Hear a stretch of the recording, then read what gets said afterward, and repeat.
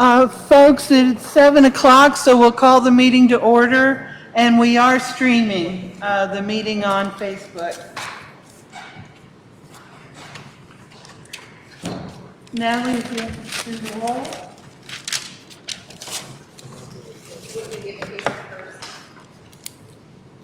Oh, sorry. My goodness, yes. Thank you. And we have Mr. Wesley Shriver from the Milton Christian Church for the invocation.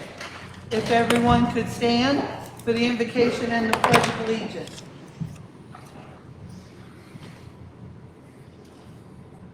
Heavenly Father, God, we thank you, Lord, for the many ways that you have been a blessing to Pike County.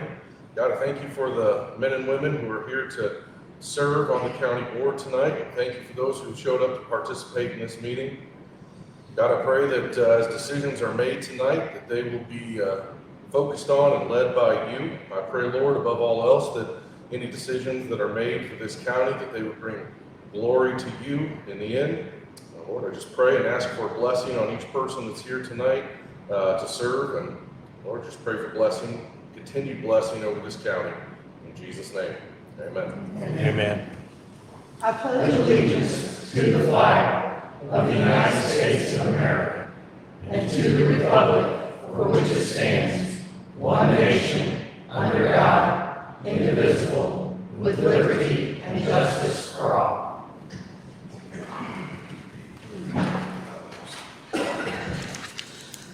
Okay, now the roll call. Amy Barnes. Here. Joey Cox. John Foster. Rita Hoskins. Here. Lynn Singer. Here. Tom Lewis. Here. Here. Derek Ross. Here. Jim Shepard. Here, Madam Clerk.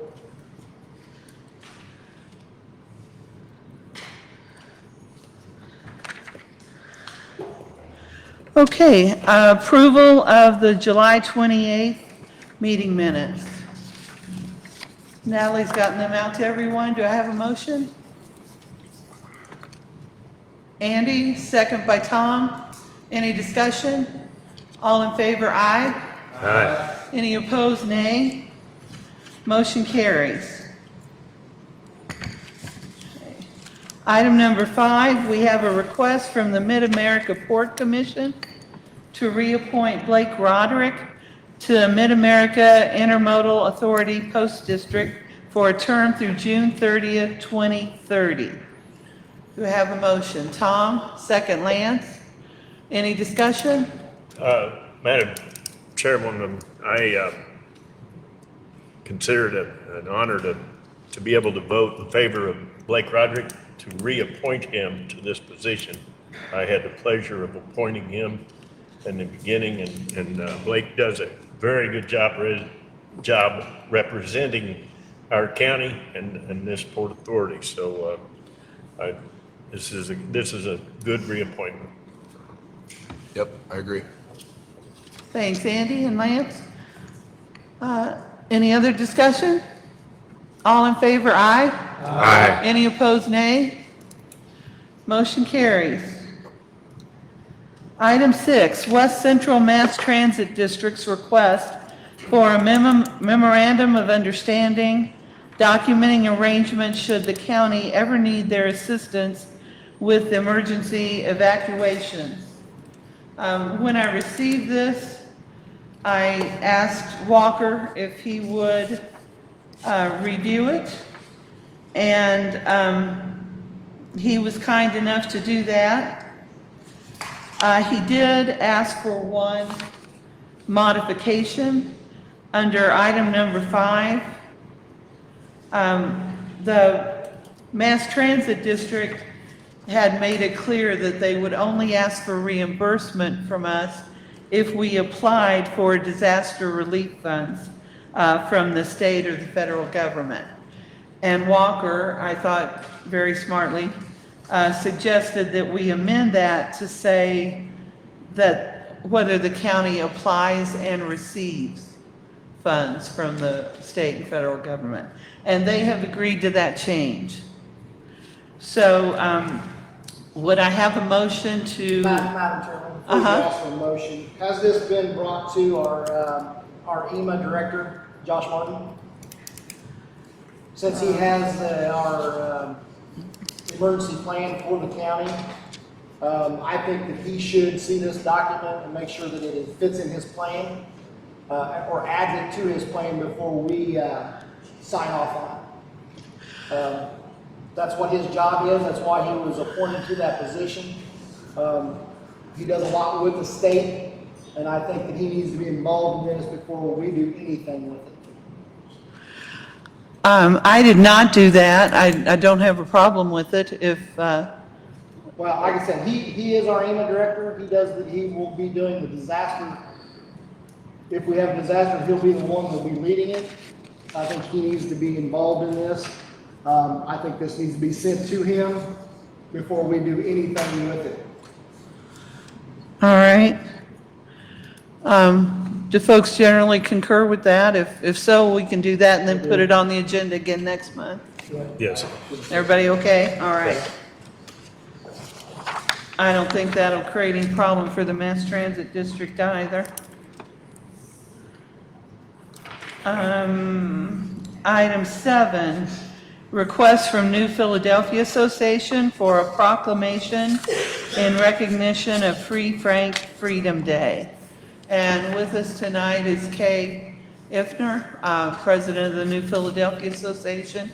Kay, do you want to come up and say a couple of words about it?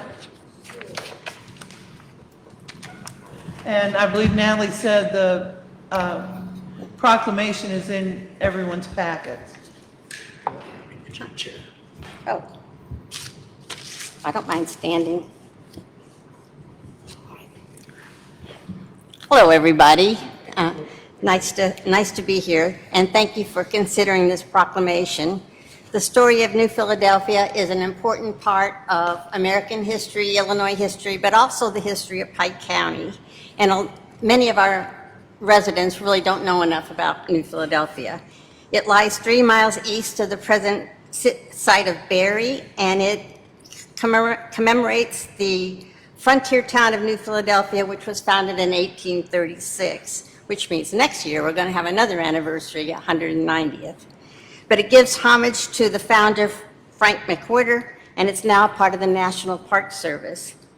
New Philadelphia was the first town platted and legally registered by an African American before the Civil War. But the story is really about Free Frank, and it's one of daring, hard work, and shrewd family leadership. Frank was born enslaved in South Carolina in 1777. He moved with his enslaver, who happened to be his father, to Kentucky in 1795. There he married Lucy, who was also enslaved on a nearby farm. Frank was very industrious and was permitted by his enslaver, his father, to hire out his own time in various enterprises. Most notably, he started a saltpeter mine right around the War of 1812, and it was very lucrative. With earnings from these activities, Frank purchased freedom for his wife Lucy in 1817 for $800, which in today's dollars would be about almost $20,000. So it was quite an investment back then. And he purchased Lucy's freedom first because she was pregnant, and by law, if she was free, the baby would be born free. And then 2 years later, he purchased his own freedom on September 13th, 1819. And that's why we commemorate that on September 13th, Free Frank Freedom Day. So we hope you'll pass this proclamation, and we also hope that you'll join us on September 13th at the site at 4 o'clock in the afternoon. That's a Saturday night. And there we will read the proclamation, as well as one from the governor and one from the the city of Barry. And there'll be music and comments from the family, the McWhorter family. And we started doing that in 2019, and we've had to try to have one every year, something every year on Free Frank Freedom Day. Hey, Okay? thank you Any very questions? much. I got a lot more information about it if you need it, so thank you. Thank you. I'll motion to approve. Motion by Mark, second by Lance. Any discussion? No, I would just say if there's anyone who hasn't been out to the site, it is neat to go out there and see what they've done, and they've put some really neat technology together that's helped show what the original town looked like. There's street signs, and it's been a really neat thing to learn about and come together. So I suggest everybody go if they get a chance. It's not far away. Okay, no other discussion, all in favor, aye? Aye. Any opposed, nay? Motion carries. Thanks, Kay, and David too. All right, item 8, appointment of David H. Barman Jr. to the Sny Island Levy Drainage District for a 3-year term to begin on September 9th, 2025. I have a motion, Tom, second by Mark. Any discussion? All in favor, aye? Aye. Any opposed, nay? Okay, motion carries.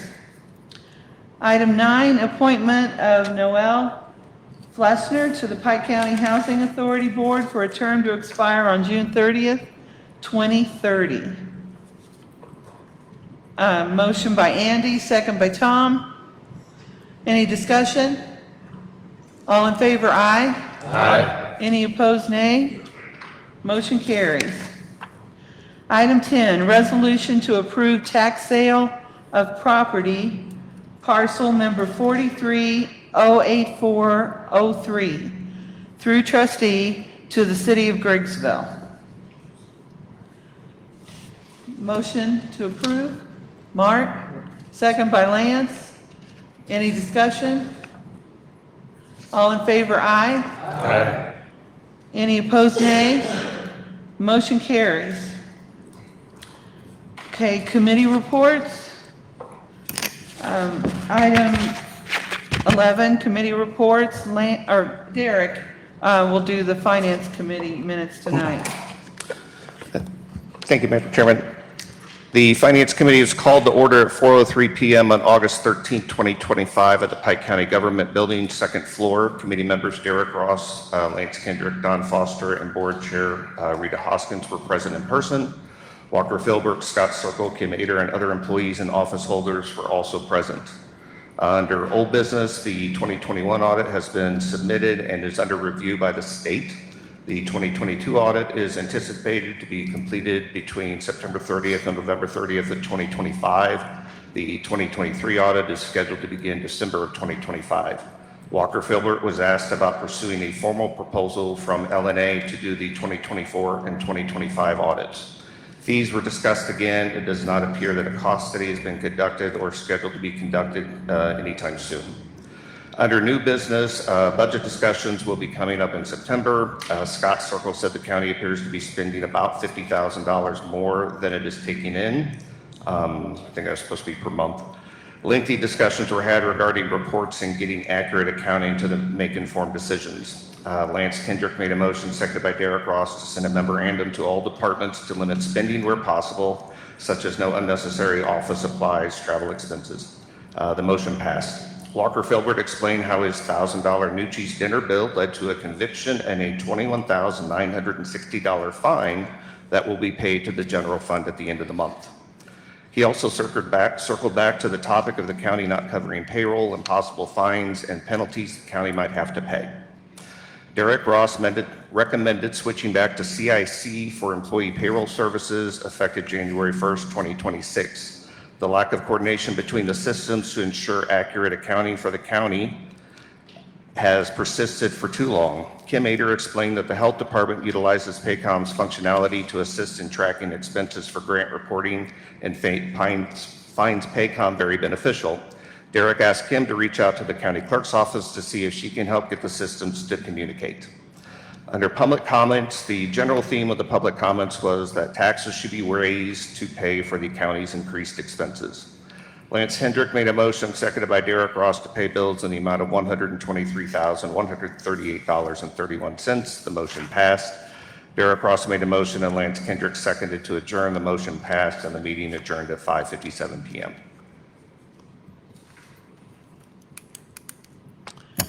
Okay, do we have a motion to approve the minutes? Lance, Second? Derek, any discussion? Did we, haven't we paid CIC some money to, do the software to match Paycom and CIC together? We paid That was paid, what? February, What?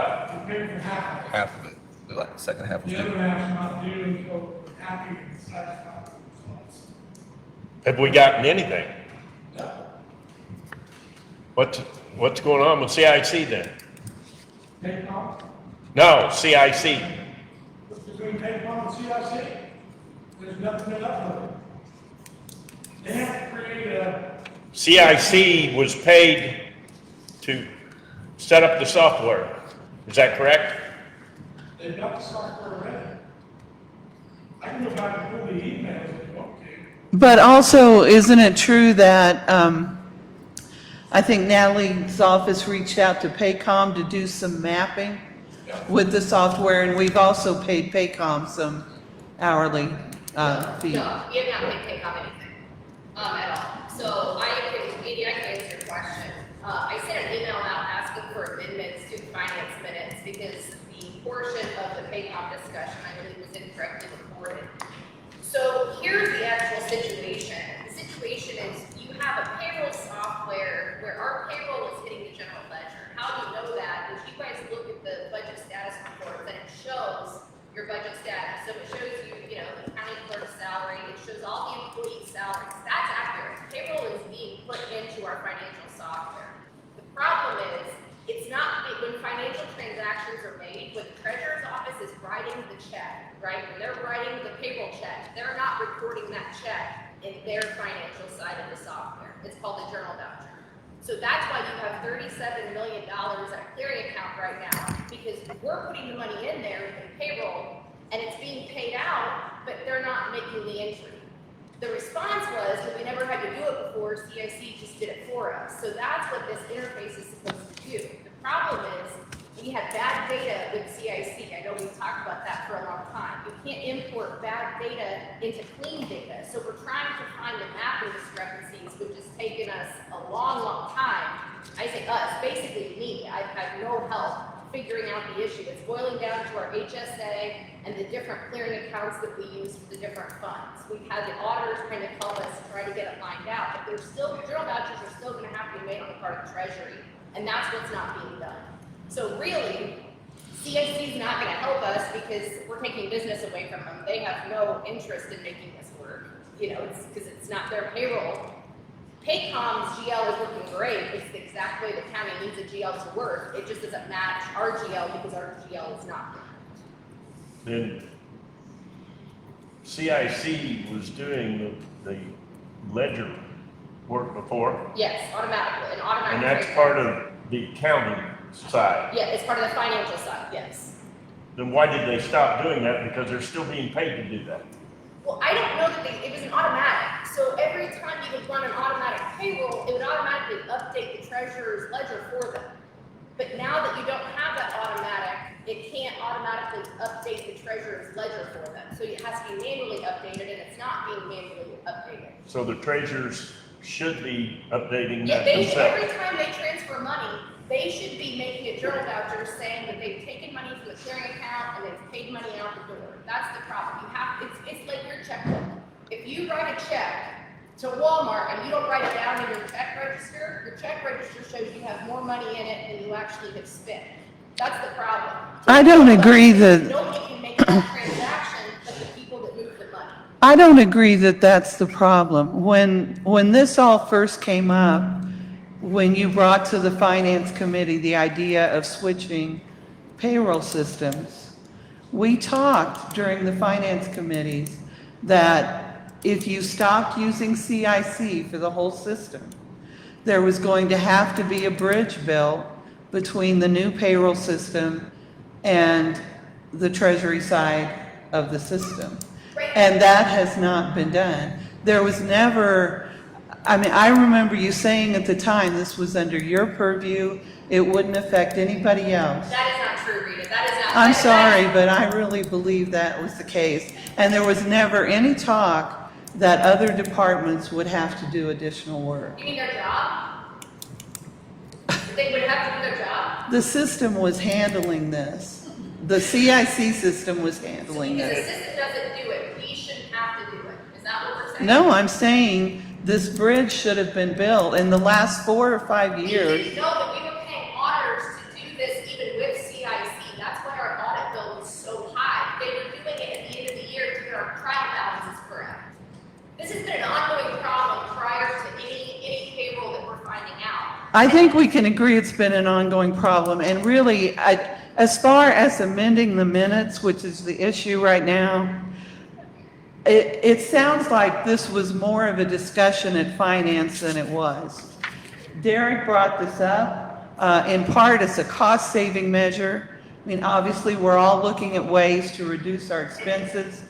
Going back to CIC might be one of those ways. But it just came up in the discussion. I have in my notes from the meeting that Don agreed to put it on the agenda for the September meeting. So it wasn't a big discussion as to whether we were going to switch or anything. The motion It's was an made, but it was item. not on the agenda. I That's don't the think problem. so. That's what it was. A motion was made to get rid of the payroll software that was not on the agenda. This is a reoccurring theme in that finance committee. You're not allowing these departments. to- Was there a motion? There was a recommendation, but there was not a motion. He made a motion. We didn't vote, they didn't vote on anything. He made a motion, and then we discussed that it wasn't proper, and then it's gonna be put on the agenda for next month. So let's have it on the agenda for next month. I don't want to get sidetracked tonight because we've got some very serious issues to deal with, and unless switching to CIC can do something for us in the next couple of weeks, I don't see the point of needing to discuss it tonight. But it sounds to me like we just need some accounting Yeah. to be done. So, well, I asked about it, and it looked like about April 8th was the last time I really had any correspondence. You were working with Sikich to get it straightened out. Have you had any correspondence since then that We you? had a meeting with Sikich, but then Rita had informed me that she didn't want me meeting with them because it cost the county money. Okay. So that was. I just said be careful when we're calling Sikich because they're so expensive for us. I think we can all agree to that. Well, And we need to be cautious when we pull them into things. Yeah, the only reason I asked is that it looked like on May 8th, it looked like they said, I got a few more things to look at and we'll have it straightened out, is what I got from the emails. No, Yeah, no, so- we are running into a systematic general ledger problem. I can map around it, and that's what we're gonna have to do, but it's not going to alleviate the need to make outside journal ledger entries. That's Ever? gonna always have to be there, Always. always. But it never was there, it wasn't there before. It was there before, auditors just did it for us, and we paid them for it. We paid them at the end of the year, that was part of their audit prep, was to fix all of our cash balances for those vouchers that were paid before. Well, again, and I see you, and it's fine if you can keep it short, please. But I want to go back to, we agreed to put this on the agenda for the next finance committee meeting, and I'd rather leave it at that than to continue arguing tonight. But I have Kim, a if few you, questions. okay, Board first. all right. Does approving these minutes approve the recommendation for CIC? There wasn't a recommendation for CIC. It says Derek Ross recommended switching back to CIC. Does approving the minutes approve that recommendation by the full board? I would think so. I think it should not. Well, again, it was I was there, the exact Yeah. wording was, he made a motion to get rid of CIC. I made the comment after some discussion that that would be an improper motion, not because it's an improper subject, it's just that it was not on the agenda. And so that motion was technically withdrawn. We were discussing a multitude of other financial matters. The way I would amend it was, a motion was made and it was withdrawn and will be put on next month's agenda to be considered. I would like the minutes to be changed to reflect that. So somewhere down the line, it doesn't get misunderstood. Just add a sentence that the motion was withdrawn.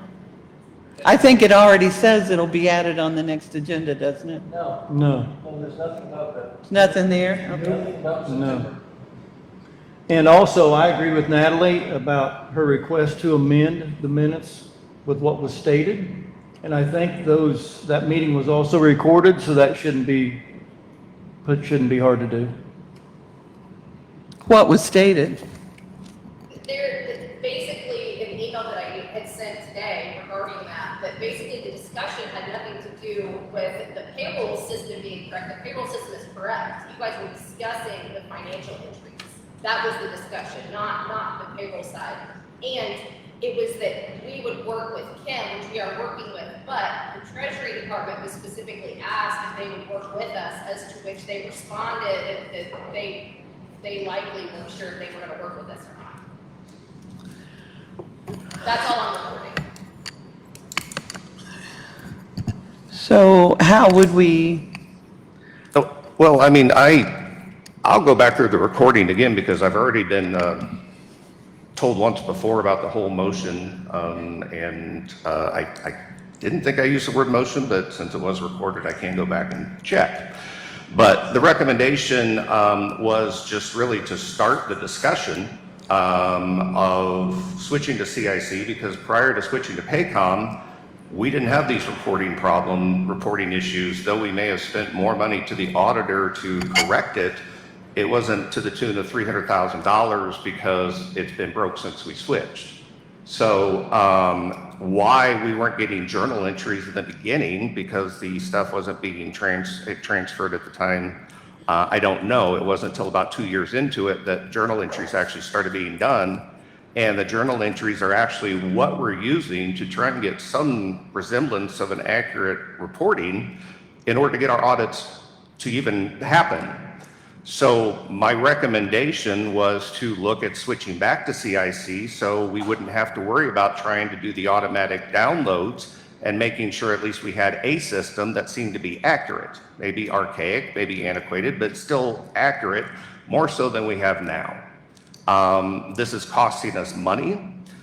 This whole problem with the two not talking to each other, whether we're talking departments or software, and we've been out, we haven't been able to get grants. So I'm not even talking the money that it costs to do the audits. I'm talking about the money that the county has missed out on because we can't seem to get our stuff together.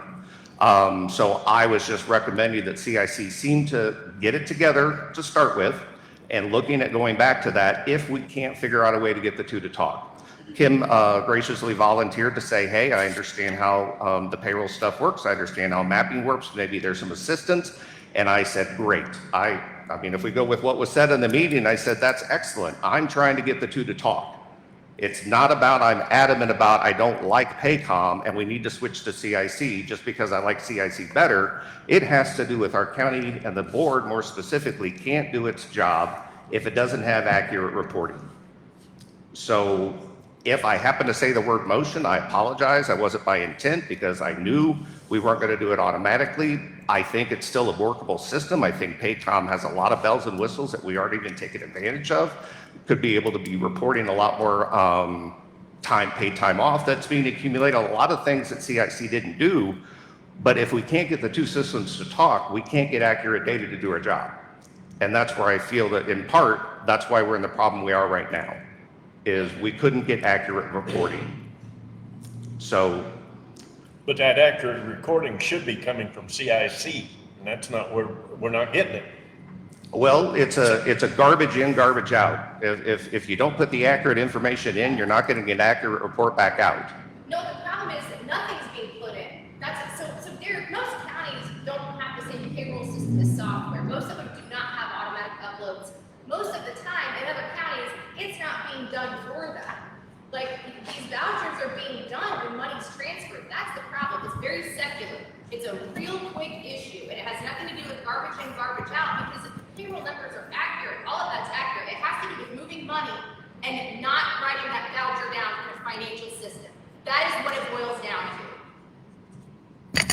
so how can we adjust the minutes if, especially since there's disagreement among us, could we try to write down right now how we would modify the minutes so that we could approve the minutes? Well, I have a problem with what it appears Ms. Roseberry is referring to. I don't know that that conversation actually happened in the meeting. So therefore, if it didn't happen in the meeting, I don't understand how I can add it to the minutes. That may be something that she wants to talk about right now during discussion, which of course could be added to the board minutes. But I understood that the minutes of a committee meeting were supposed to reflect the conversation of the committee meeting. That was the conversation that I remember. I was there. But Natalie was not. The conversation being what? That there's a disconnect between, No, just like the email said when I asked for the amendment. Yeah. Kim, do you mind, maybe you can answer this.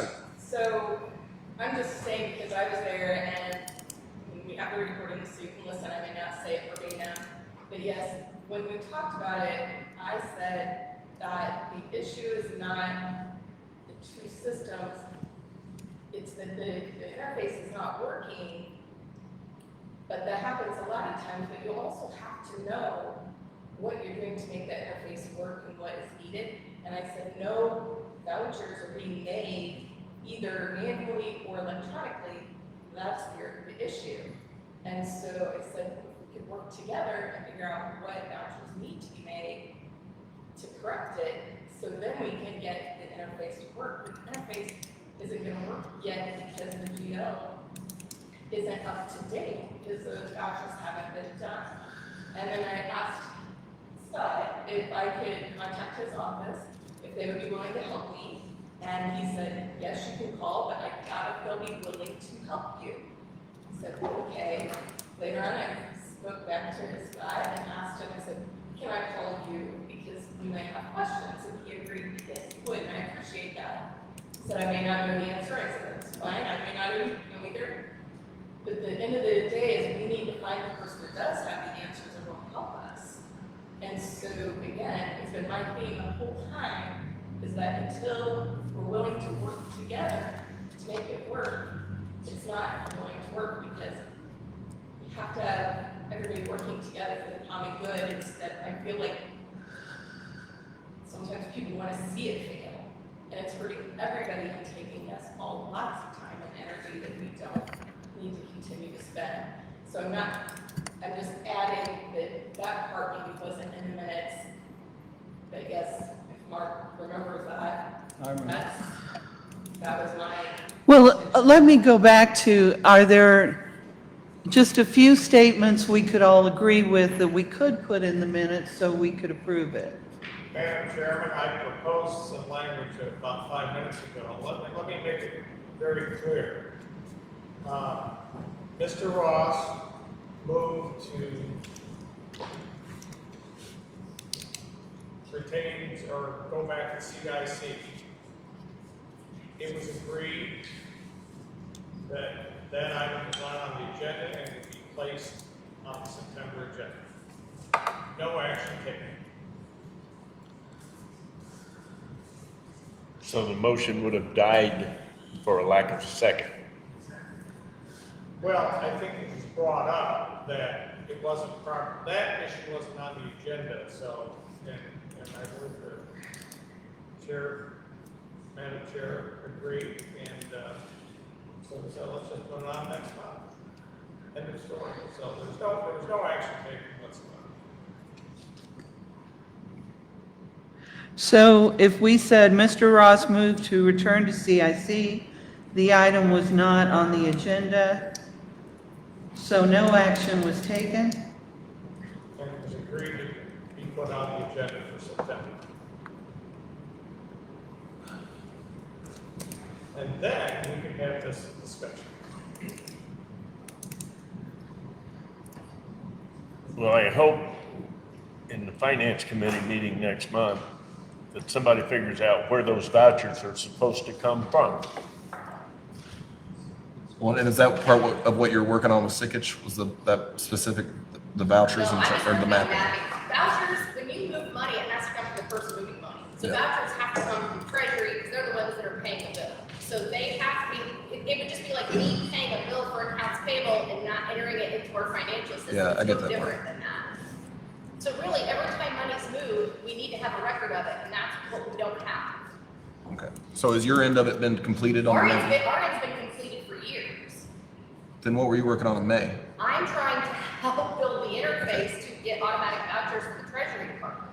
So we will be able to get automatic vouchers. I'm trying, Okay. but it's, I mean, I don't have any help. That's the thing. I think Kim was trying to help us. I'm hoping that Scott's office will work with us and help us, at least answer questions for us as we go along, kind of how it works. But, you know, that's really, we're just trying to help out. Scott, what's your roadblock right now with this? What's the major roadblock on your end with this right now? We have never done it. I don't know what gets applied, but health insurance or retirement, we don't have any of that information. Okay. We don't have access to PayPal. And the mapping is done, the You mapping don't is need done, access or? to PayPal. All I'm talking about is when money's being moved, he writes the voucher. Yeah. We write direct checks. Yeah. So we're hitting all that directly. Is the mapping done so he knows where those funds need to go? No, we're talking two different things right now. That, He still needs to know where the funds he's come already from. moving, he gets a report every month in payroll, he's already moving that money. The money's being moved. In the cash accounts. The cash is being moved, it just Yeah. has to be recorded in those cash accounts. Everything else is being recorded. Does he know which accounts those need to come from? Where to move it in that system? He's transferring, yeah. He's doing the transfers, he's not doing the vouchers. Same way that we always did even with PayPal, CIC. All right, I would recommend that you guys get in the same room together and get with Sikich or whoever and figure it out. Like I've been on the board 6 months and we're still having the same conversation. What's the big problem? There's 1 million people in this country that do this shit every day. We can figure it out here. Yeah, I mean, really, it's just making an entry on when you transfer money. It's as simple as that, it really is. Okay. Well, if it's that simple, do it. Like, okay. It is literally a 200 level accounting class. Just journal entries. That's all it is. So that's what I'm saying. We should be able to figure. We've been 4.5 years on journal entries. And I can't do it because of separation of duties, because I process payroll and there's no oversight. You have to have your two departments that do it. That's your kicker right there. I'd like to add, so when we had the conversation in January, February in finance, and we chose to go ahead, and I think Mr. Kendrick was there at the time, to pay CIC to do the software upload, whatever it was, I think it was 10,000, we were going to pay 5 up front. The rest of what you're explaining right now and what the problem's been for 4 years was not discussed at all during that. And in fact, I understood that once we had it ready, well, we're going to download it in February, or we're going to download it in March. We had a payroll that we had set up to say, okay, well, we're not going to do journal entries anymore because we're going to get it downloaded into the system. And it didn't happen. So I find it very strange now that we're having a completely different conversation than we did at the beginning of the year that said all we had to do was try and get the software for CIC to be able to map things together and download it. And your office was saying, we'll have it downloaded by February, March, whatever pay date it was. And now we're having a completely different conversation on why it can't happen. So Derek, that's not entirely true either. So if you go back to finance minutes, you'll see where this was presented to the board like 2 years ago. Scott got a quote from them for an interface. This is not something that's new. You are correct that I was very hopeful that we had GL issues figured out and we would be able to do an upload and that it would be that simple and that CIC would be able to walk us through. Unfortunately, when we got to uploading it, it's not that simple. And now we're fixing an antiquated general ledger that's been that way since probably the late 80s. I can't fix it by myself overnight. That's the problem we're running into. And I also can't continue to do the job that I was elected to do and devote all the time to this. I'm doing the best that I can to try to help the county out, but unfortunately I have zero assistance from the one department whose responsibility it is to make the vouchers. That's why I'm infuriated, and if payroll keeps getting drug in, and it has zero to do with payroll, it has to do with documenting financial transactions. At the end of the day, that's all it boils down to. An interface would be nice.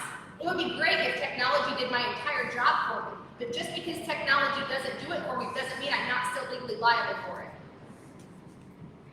Okay. So again, why I'm coming from this, and then we'll discuss it in finance, but I noticed that at the last finance meeting, I think in July, not the most recent, a report was given 10 minutes before the meeting, basically saying, hey, we've went ahead and done the journal entries for payroll, here you go. To have a more accurate report from what Scott had given. So Scott gave us one report, didn't include the payroll. The clerk's office hadn't done the journal entries for maybe a payroll or two. So when we look at the expenses on those reports that CIC generates, they're not accurate. It doesn't have the payroll information. So I don't understand if we don't have that on an ongoing basis, which if we had CIC doing everything, it would be right on payday. Derek, do you get the payroll reports emailed to you every payroll? Do I get a payroll report emailed to me every payroll? No. Yeah. Do you? No. You do. When's the last time you got a payroll report? I mean, I at the beginning of the year was asking for payroll reports because I wanted to check them compared to the journal entries that were being done, but I haven't received payroll reports probably since March. You haven't received any payroll reports since March? No. Okay, so here's the situation. We can email you payroll reports, Scott tells you how much payroll is gonna be, for your big picture numbers.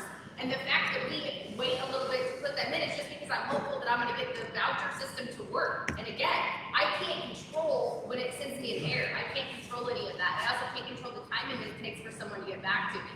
So Okay. at this point, we're doing the best that we can with the information, but there's more than one way to skin a cat. So if it's the fact that the CIC reports aren't correct and that's your complaint, I think I'd be more concerned about reporting $37 million in cash right now than one payroll not being on there. Well, I can say that what you're saying to send me a payroll report, then I have to sit there and put it together with another report in order to be able to get accurate numbers to make a decision is definitely not in my job description as a county board member.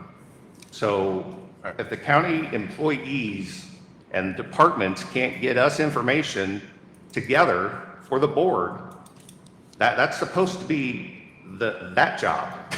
I don't believe that the county board is supposed to be sitting there trying to mediate and put different reports together in order to try and figure out what financial crisis the county is in. But that's where we're at. 4 years later, that is where we're at.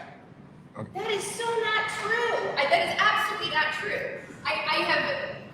You get the reports that you need. You can deduce the information that you need from it. What did we do before reports? Like, it exists. I apologize if for 10 days it wasn't convenient because you have to add two numbers together. That's really unfortunate and we do our best. Your big problem is that you have zero financial transactions being reported on a general ledger for 5 years. You have money being moved and not recorded, and that is dangerous. Okay, so the email Derek was referring to was March 17th. Could you follow up? And so you were uploading payrolls at that time and you were testing it? Yes. We haven't gone anywhere since then with the uploading of payrolls? The testing failed. We have 4 funds that do not match. I've got the email change with CIC for the 4 funds. It's ambulance, health department, highway, and then there's one other one. There's 2 highways that don't match up. The problem is each fund can't cross funds, and you have one HSA account that has to cross every single fund. That's the way that our general ledger was mapped because it took an HSA into an account payable and not payroll. Okay. So therefore, you have to either rebuild that and redirect how you pay that, and you're going to be writing more vouchers out of that one HSA line. That's what we're trying to figure out because we know those vouchers aren't being done, and it's going to create another mess if we do it that way. Okay. So we are trying to figure out where to move forward. However, I was told not to work with auditors because it costs the county money, so I was kind of stuck trying to figure it out. Okay, all right, could you give us an idea of where we need to go at the next finance committee meeting regarding that so we can move forward from this March 17th point we were at as far as the payroll uploads go? Like can she talk to Sikich so we can finish that conversation? Absolutely. I don't believe I ever said don't do it. I don't have the authority to tell you that. I'm just saying, and I've said this to everybody, be careful because it's costing a lot of money every time you talk to them. I'm sure they're billing. So can we get that figured out? And then Scott, can you follow up with CIC to figure out where they're at so we can finish their part of the upload? And then once they're finished and once we're finished mapping, maybe we can put it together and not have to, be penalized for another audit at some point? Okay, thank you. That'd be, if you could do that for me, and then we can figure out when we will be able to issue the second half of the contract that we signed with them. Then maybe we can figure something out. It's not a CIC, CIC's not gonna do anything, it's not a CIC issue, this is our GL. Until you guys want to pay accountants to come in and clean our GL up, this is where we're at. Well, the fact of the matter is we entered in a contract with CIC to make a bridge between the two softwares. Correct. So we at least need to get that there. It's So there. that's one, It's there, and Then I why can upload wouldn't- the Excel sheet. It's we haven't just- got a bill for the second half of the software though. We have, we just haven't paid it because it's not implemented. Okay, I haven't seen that. We haven't given it to you because the agreement was we're putting the first half and then the second half when it's implemented. So why'd they send us a bill? And their response is it's implemented. Okay. They're claiming it's not their fault that the data doesn't upload. All right. So I guess that's where we're at. We need to follow up, go forward from this March 17th point that we are at, ready to, And I'll tell you to move forward, you need an accountant to clean up your GL. okay. That's really what we need. Well, I would be in favor of getting that done because it's just going to cause more issues with audits going forward, it sounds like. So are you saying we're going to have to wait until Sickage is through all the years before we get reports? We're reporting payroll. Your payroll is being reported. If you look at your budget. Why are you saying we need an accountant to clean stuff up? Your general ledger, your mapping. So when would they do that? I have no idea. This was recommended to us by our last auditors, that we get an accountant to clean up our general ledger. I mean, this has been an ongoing thing with Pike County, is that we have 22 pages of charged accounts, it's obnoxious. I mean, we need to get all that cleaned up, that's part of it, we can't map to bad data, because it just confuses everything. So it's really not as simple, the simple part is when you transfer money to document. That's the simplest way to make sure all reports, as soon as you write the check, write it in your check register.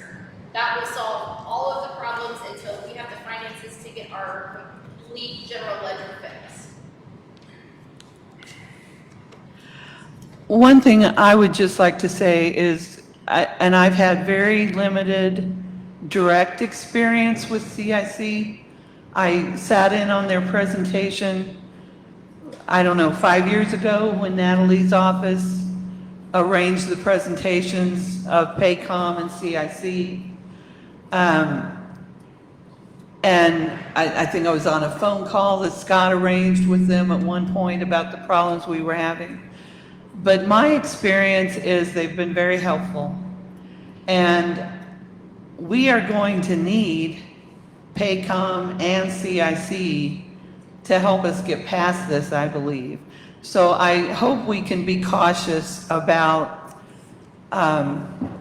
negatively describing their system or saying that there's no reason for them to help us because we're taking business from them. I've never experienced that attitude from them. I think they were willing, to build this bridge for us. It's not something that they can sell to anybody else. It was something they did especially for us, recognizing that we had problems after we stopped using part of their system. So I just think we should be cautious about that.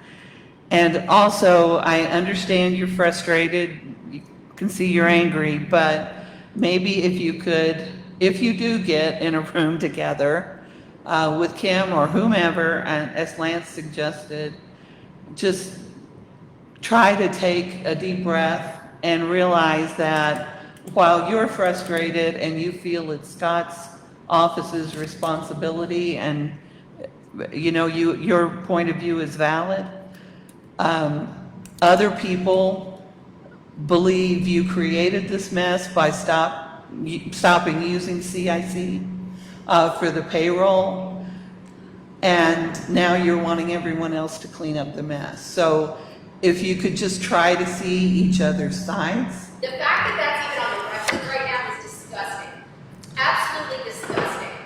Well, I'm sorry, but we've been here 5 years. For a financial department that's legally responsible for documenting financial transfers, and I haven't had it. It has been 4 years of me being drugged through the mud, and I've absolutely had it. Software does not do your elected job for you, and the fact that we have sat here for 4 years and said, oh, the software isn't doing our job, so It's not the software, it's the exactly, implementation. it's the elected official that's not doing it. It's the implementation of the software, which was your It is not the job. implementation.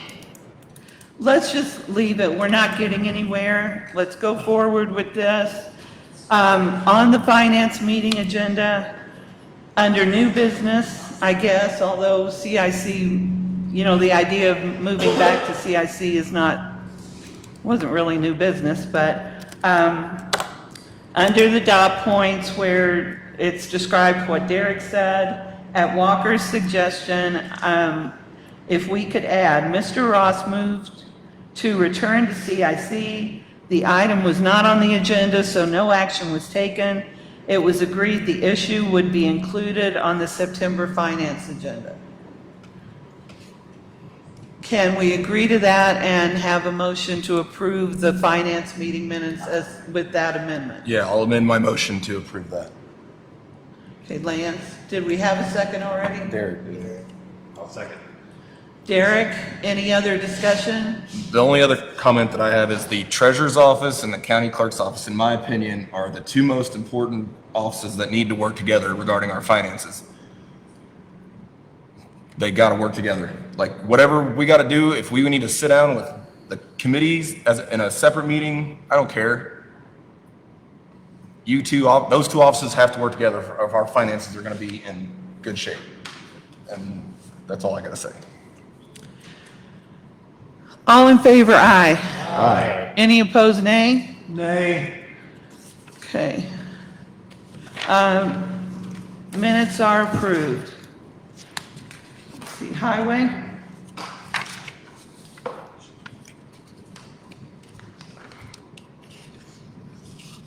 The only one here from the Andy, would you mind reading highway? Make sure I've got everything. Okay, yes. Thank you, I'm sorry about that. Pike County Highway Road and Bridge Committee met on August 13th, 2025, Wednesday, August 13th at 1:30 p.m. at the Pike County Highway Department facility. Roll call present, Rita Hoskin, Don Foster, Joe Cobb, and Andy Barrowman. Staff that were there was Chris Johnson, Gary Locks, and Michelle McCartney. Under public comment, there were none. On payment of claims, a motion was made by Andy Barrowman, seconded by Don Foster, to pay claims per claim reports dated August 13, 2025. All in favor, motion carried. There were no half-aid to bridge closeouts. Under new business, the township consolidation legislation is currently unknown at this time. There's been some discussion in the state legislation to try to get townships to consolidate, but at this time, there's no movement. Under old business, there was none. A motion was made by Andy Barrowman, seconded by Don Foster, to adjourn the meeting at 1:45 p.m. All in favor, motion carried. Motion to approve. Motion by Tom, second. Lance, any discussion? All in favor, aye. Aye. Any opposed, nay? Motion carries. Derek, GIS, IT? Thank you, Madam Chairman. The GIS IT Committee was called to order at 4:02 p.m. on August 19, 2025 at the Pike County EOC Center. Committee members Derek Ross, Jim Shepard were present in person. Don Foster was absent. J.R. Barrice from Tiger Hawk, Rita Hoskins, Paula Dean, Brandy Wallace, Nicole McDonald, Dan Brannicky, Krista Miller, and Angie Brody were also present in person. Under old business, nothing has been given to J.R. About any issues. He will keep us up to date if something comes up. I'm sorry. That had to do with the road construction and doing the underground for the cabling. So anyway, the city of Pittsfield is doing road construction out here. We haven't ran into any problems. IT coordinators have been attempting to update computers to Windows 11, but have run into some occasional issues. JR is going to provide a bootable thumb drive to do a clean install of Windows 11 and will hopefully work better. JR and Angie have completed the initial steps in implementing an incident response plan. How to document and track an incident is next on the list. Angie is still gathering information to determine how many mobile device managers the county needs, Angie explained that we can do a YouTube channel to save our live stream videos. There is an annual fee of $139.99. The idea is board meetings will be live streamed through Facebook and YouTube. Derek Ross made a motion to pay $139.99 for an annual subscription for a YouTube account to save streamed videos. Jim Shepard seconded the motion. The motion passed. To be clear, this service is being provided as a public service only and not to fulfill any county requirements for keeping records. Under new business email compromise problem in July, there were 2 people that had issues. Supposedly, the cyber insurance will cover the county's losses. Angie asked JR about phone issues in the ambulance building. JR said that it appears to be an internet issue and they would need to contact their internet service provider. Angie was asked for an updated employee list from the county clerk's office to work on verification of 2-step authentication. She had not received the list, but I think she has received that now. Under public comments, Nicole McDonald brought up Facebook comments and if we can turn off comments on the county's Facebook page. We believe the answer is we cannot. She also brought up that people have been reaching out to her office upset about the tax bills. Some discussion was had about updating the county's Facebook page and website on how taxes are calculated and what amounts go where. The goal is to educate the public on the process and provide transparency. Nicole will update us at the next meeting on some ideas and progress on the topic. Jim Shepard made a motion, seconded by Derek Ross, to pay bills totaling $310. The motion passed. Jim Shepard made a motion, Derek Ross seconded to adjourn. The motion passed and the meeting adjourned at 5:22 p.m. Motion to approve the GIS minutes. Tom, second. Lance, any discussion? All in favor, aye. Aye. Any opposed, nay? Minutes are approved. Building and grounds, Lance? Thank you, Madam Chair. I just wanted to start out, Tom Lewis made a motion to send the remaining balance of the roof repairs at the annex, the full board for approval. I misunderstood when I read the invoice at the meeting that amount was $43,550.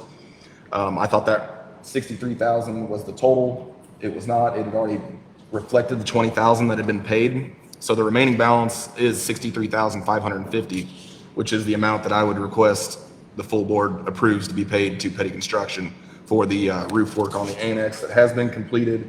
It is satisfactory. We've had several rain events with no leaking to my knowledge. So I wanted to reflect that change that I made already in my minutes. The motion carried, seconded by Mark Mountain. Mark also mentioned that there's a pile of material still outside the annex building that needs cleaned up. Sheriff Greenwood will proceed with acquiring quotes for roof repairs funded by insurance proceeds for all county buildings. It has been noted that some shingles for the jail have been acquired already thanks to Joe Petty working with the manufacturing to get warranty replacements. Mr. Petty also reached out to Morton Buildings to inquire about the warranty on the ambulance building to ensure the warranty is not voided during repairs. Under new business, Rita Hoskin will reach out to Mr. Filbert to get his opinion on using liability funds for tree trimming in the courthouse square as falling limbs have become an issue. Mark Mountain made a motion to send the quote from ProCare Tree Service in the amount of $5,950 to the full board for approval to be paid from the liability fund. Tom Lewis seconded the motion. Motion carried. Plumbing work at the jail will be postponed until next fiscal year due to financial constraints.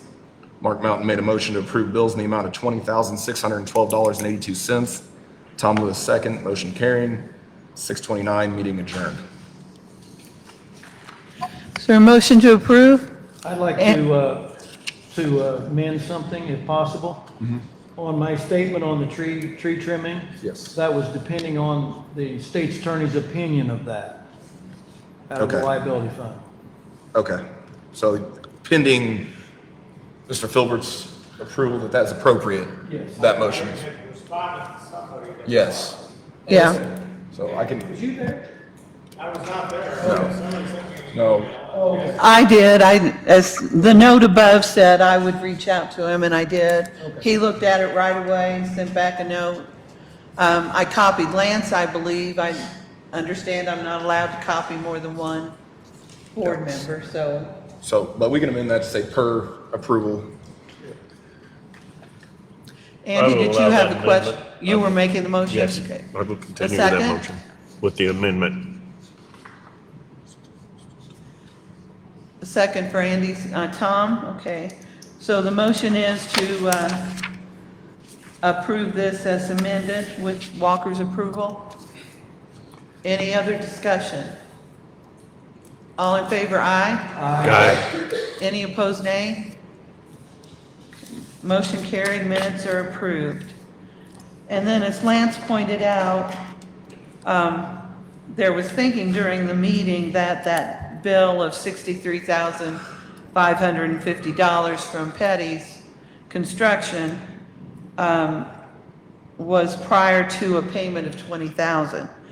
But Charlie in the clerk's office made it clear that that's not the case, that we still owe the $63,550, and that includes the payment that will eventually be transferred to Peters Heating and Air for the new air conditioning unit on Yes. top of, at the building.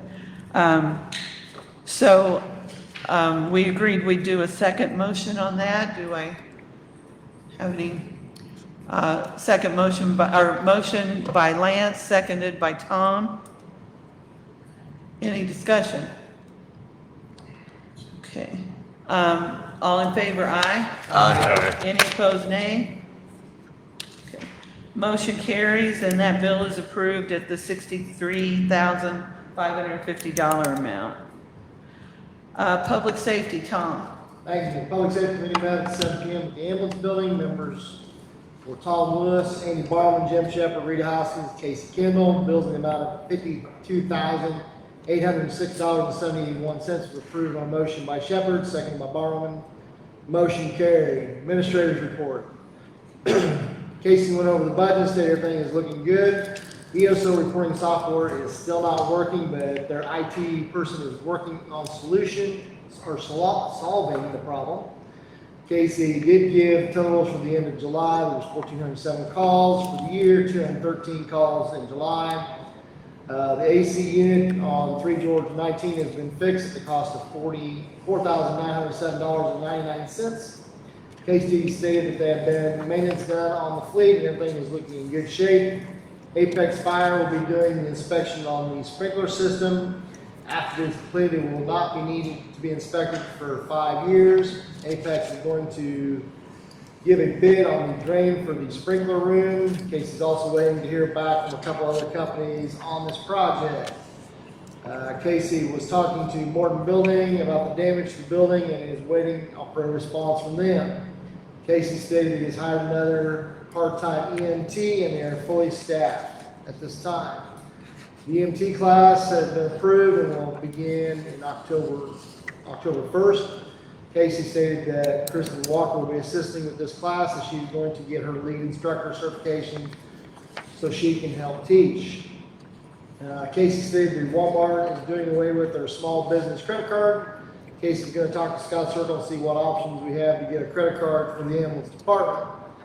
Casey stated that he was talking to the mayor of Pittsfield to see about having a first aid station set up the upcoming concert that is going to be held at the Pittsfield Lake and is waiting on a response from the committee that is in charge of the concert. Casey stated that with the football season starting up, ambulance crews will be covering home football games for Pittsfield and Pleasant Hill. They will be also covering the 2-day demo in Pleasant Hill in September. Casey did have a concern about the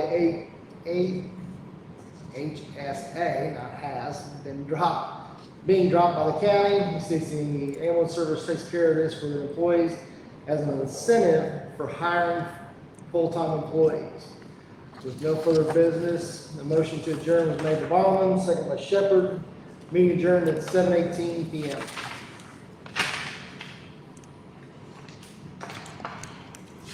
Okay, motion to approve? So moved. Second. Jim, motion, second by Mark. Any discussion? All in favor, aye? Aye. Any opposed, nay? Motion carried, minutes approved.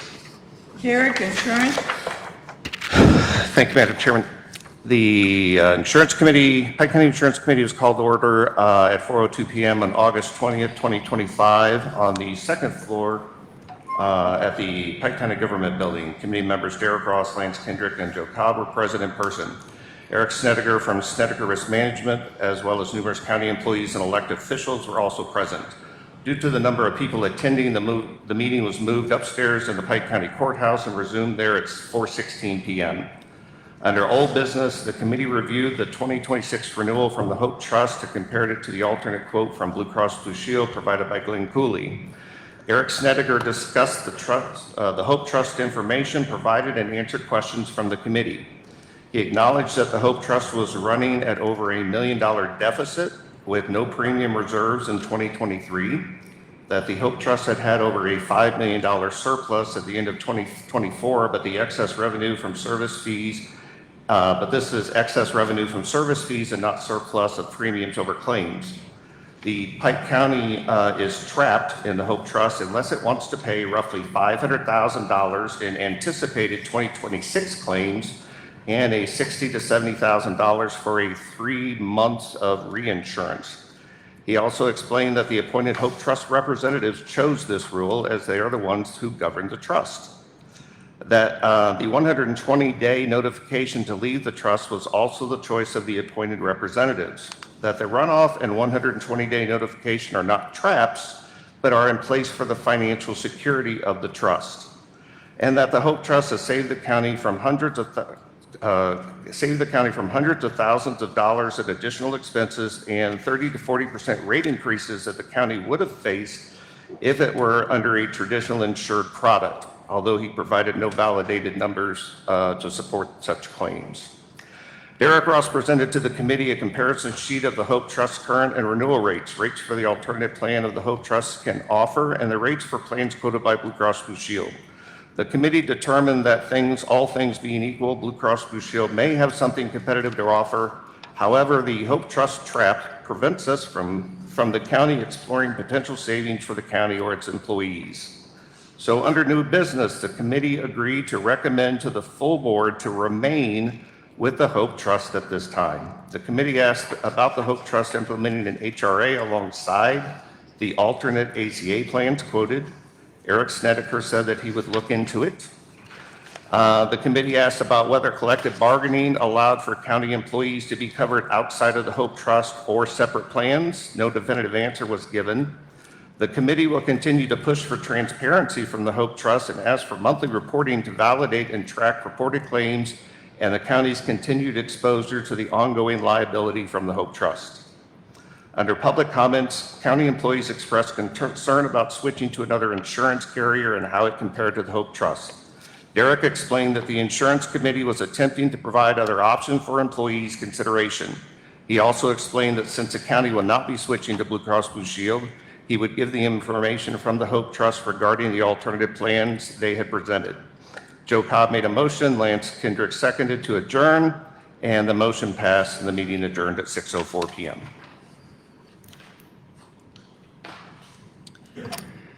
Okay, do we have a motion to approve the insurance minutes? Well, first of all, if we approve these minutes, are we approving the Hope Trust? This is the same language we had in finance. My understanding is we are. I thought that was the way it had been done in the past. Walker? Well, Because there's no full motion in the insurance committee, just a recommendation made approval. yeah, to remain, Of course, if we do nothing, we remain.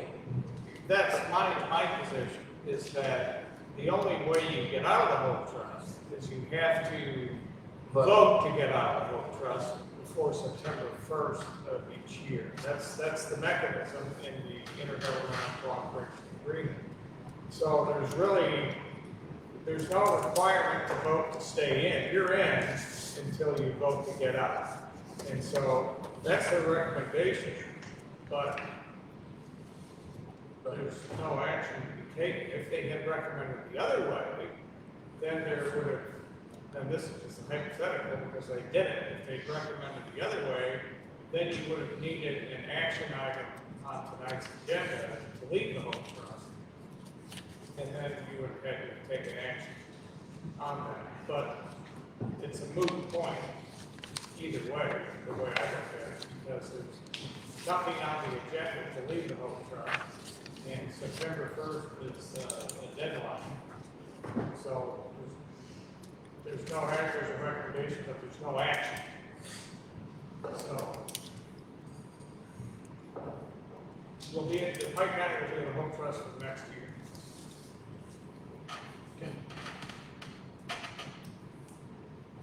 Did that answer your question, Shannon? Yes, thank you. I'll make a motion to approve the minutes. Motion by Lance, I'll second. second by Derek. Any other discussion or questions? Okay, all in favor, aye. Aye. Any opposed, nay? Nay.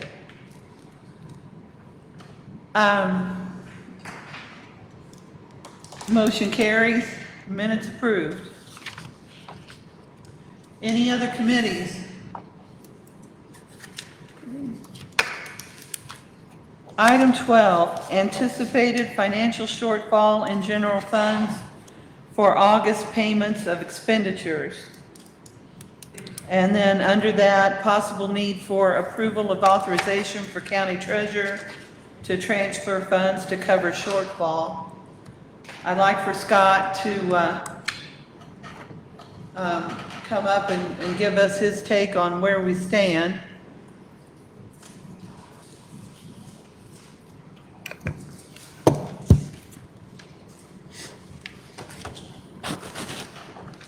Well, I sent out an email to everybody on Friday evening. Of course, we didn't know what all the expenses was until, and I still don't know what the health insurance till today.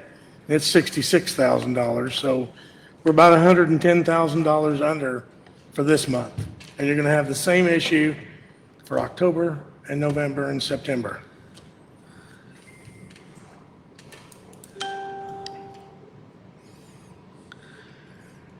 We've been talking about this for over 8 months now. What I was mean, that we, figure again, Scott? what's that? What was your figure? About again? 110,000 short? Per month? No, that's just for this month. So yeah, per every month. Yeah, be about $150,000 for every month, the other months. Near as I can tell, between now and the end of the year, not counting August, we'll be about $250,000 short. Jim, can you speak into the microphone? Sorry.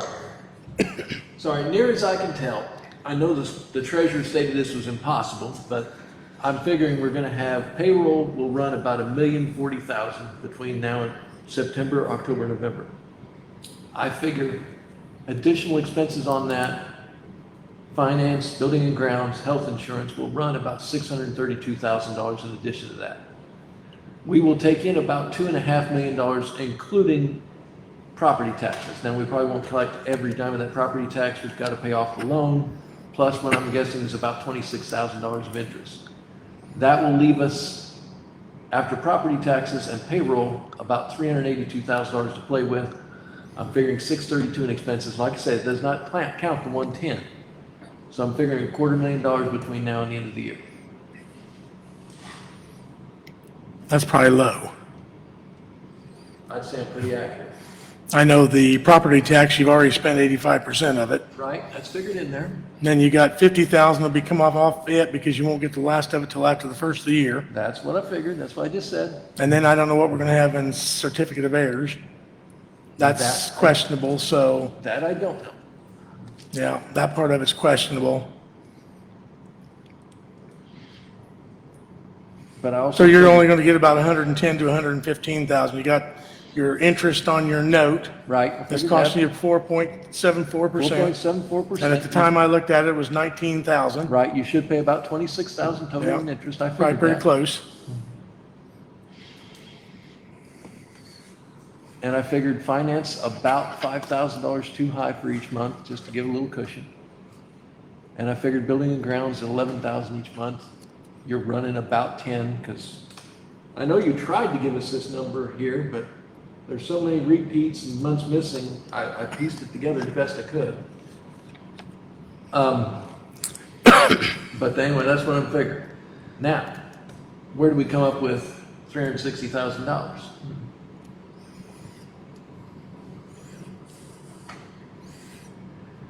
If we don't carry over about 130,000 from the end of the month, you don't have enough to get through the first payroll. Yep. So that's the question. And if So right now, you're looking at 240, just to get you through the first part of September. I had requested a list of unrestricted accounts. Do we have anything close to that available to look at? Not really. I mean, most of them are controlled by the office heads themselves. And then your highway departments are all set aside. The only bad thing about borrowing from an internal fund is, according to state statutes, you're supposed to pay it back before the end of the fiscal year, but Yep. And there's no way we can do that. nope.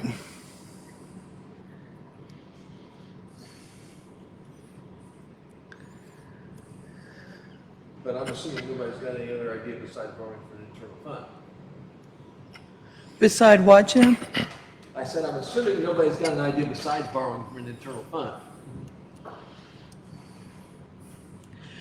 Could we, because you guys kind of went back and forth between talking about the end of the year versus just right now. You said in finance that we had about 100,000 in general funds? There's 101 as of today. 101. Yeah. And then we need 60, I'm looking at what About we need then. So we've got- 46,000 short for your bills, finance and building and grounds. How much? And then you got 66 for the Health insurance. health insurance. And we need 130, you're saying, to carry over for the first payroll in September? For the first payroll. The only money you get in the first of the month, you get a little bit of county clerk fees, and then you'll have your sheriff's fees and your circuit clerk fees. And that's it. The rest of it won't come in until the middle of the month. And we have gotten everything that we're supposed to get up to now. We got probation last week. It mentioned in the minutes, or the report, that we'll receive the 21,000 from that case that was settled. Is that just paid today? So that's in the account? That's good. So I'm assuming that we're in August.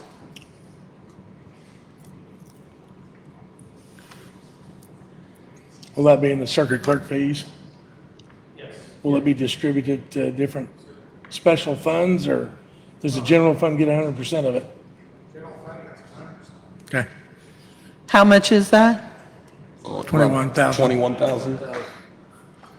So that leaves us with, And I know Sheriff Greenwood's going after his resource officers, which is 44. what do you mean going after? Well, I mean, the schools haven't paid them yet. They haven't collected them yet, so, and that'll be 44. But no reason to think we're going to get that by, No, I think they're probably in the same shape we are. They're probably waiting for their tax revenue to come in. Well, one of it's a clerical error. I talked to a school board member, they were gonna take care of it.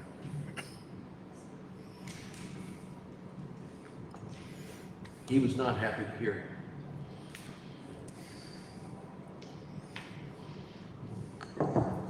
So hearing no ideas, what special funds does the county board have control of? Very few of them. I mean, most of them are controlled by the office heads What are they? with the approval of the board. What ones do the county board control? You want me to go through them? Yes, please. Well, the county board doesn't control any of them out of the general fund. And then you're, The short answer is the only unrestricted fund is the general fund, that's what the county board controls. yeah, It's not quite that short. well, no, Social Security, retirement, And ambulance. Yeah. Let's just cut to the chase. The only unrestricted fund with a big enough balance to do this besides court is the ambulance fund. Natalie, did you have any luck finding those ballots? I emailed them to you. You did. Did you mail them to anybody else? I just replied to your email only. That was the only email I got. I looked before I came out here. I didn't see anything. I'm sure you did. Andy had said before that we used some of the ambulance funds in another situation. I don't know if that was Public before. safety. Public safety. Public safety. That's There's $50,000. part of the tax can only be used for ambulance. Part of the tax is used for public safety. That's it. So it could be used for the sheriff's department. Yes, it was, we used some for the sheriff's department one time, I want to say about 2015 or 16. Mr. Lewis can probably quote me Dave because he is still waiting on that $50,000 back. I'm still waiting on $50,000 come back from this board and go to that fund. And it's in the audit every year. And I can tell you right now, the ambulance service has some upcoming expenses. And what we have in CDs right now will be gone. And it's already spoken for. And also with the upcoming negotiations on the contract, we don't know where that's gonna end up. So I'm gonna tell you right now, it's gonna be hard for me to get any money out of that ambulance service to anybody. And I'll fight you tooth and nail for it. We have developed an ambulance service that is self-sustaining. They have not asked anything from this board and don't plan on it. And as soon as you start taking money out of it, we're gonna go backwards in what our ambulance service is and what it provides for this county. And I will not stand for that at all. Now, not saying that we would be loaning you money, but there will definitely be a payback on it. I'm not sure that we can legally, And I don't think we can, Andy, because any of those two tax monies, if it's other than the tax money, separated out, then that's a possibility. But none of the tax money can be used for anything other than, but the only thing that you're really got other than this non-tax money is our interest that we're gaining from our CDs right now. the money to take in on calls. Well, we've got revenue from services, we've got tax money. I mean, yeah, you can label it whatever. But yeah, the half of the tax money is strictly restricted to ambulance, the other half is public safety, and then there's a revenue from calls. But those calls, revenue pays to run that service. Oh, yeah, yeah. And if we start taking money out of that, that man right back there keeps us in line on our budget. Yeah. And I do not want to have to handcuff his hands so that this board can run because of something that we should have done last fall. Yep. Yep. When we had a budget approved. You mean the truth and taxation hearing? Yes, sir. You can't tell me Scott got money. That wouldn't have generated enough to save you. But it would have It would have generated helped. money It would have helped. that would have helped. Well, Yeah. we maybe could have found something somewhere else. Yeah. But since we didn't do that, we're in a deeper hole. And I would not forfeit the ambulance service for me. Natalie, sorry, did you happen to look at the ballots and I see did what? email it to you at 2:45 today. I just pulled the email up, yes. And Oh. it specifically states. Then I the probably, state statute, you have to refer back to the statute on how you can spend it. And a referenda is designated only towards what it states. And it states public safety on the one, and the other one is the emergency, breaks out your emergency service. so that's how you were able to do the loan before, because the one says public safety. That's correct. It was used strictly before to buy squad cars, if I remember right. Yes. When did it start becoming an ambulance-only thing? The ambulance only one was the second invoice, was the second public safety sales tax we passed in '03. Or maybe in '04, '05, I can't, but in that thing, the second quarter cent. So And it the was- first one was always meant for But- both of them? Well, the first one was listed as public safety. It was marketed to start the ambulance service. The voters were not told it could be used for the sheriff's department. It was marketed because they'd gotten a grant to start the ambulance service. They knew they couldn't make it without an outside income, so they marketed it as a as a quarter cent to do an ambulance service. But it did, but that, the language is public safety, but it was marketed to the public, to the voters as ambulance. I can read, I mean, I've got people who can read it.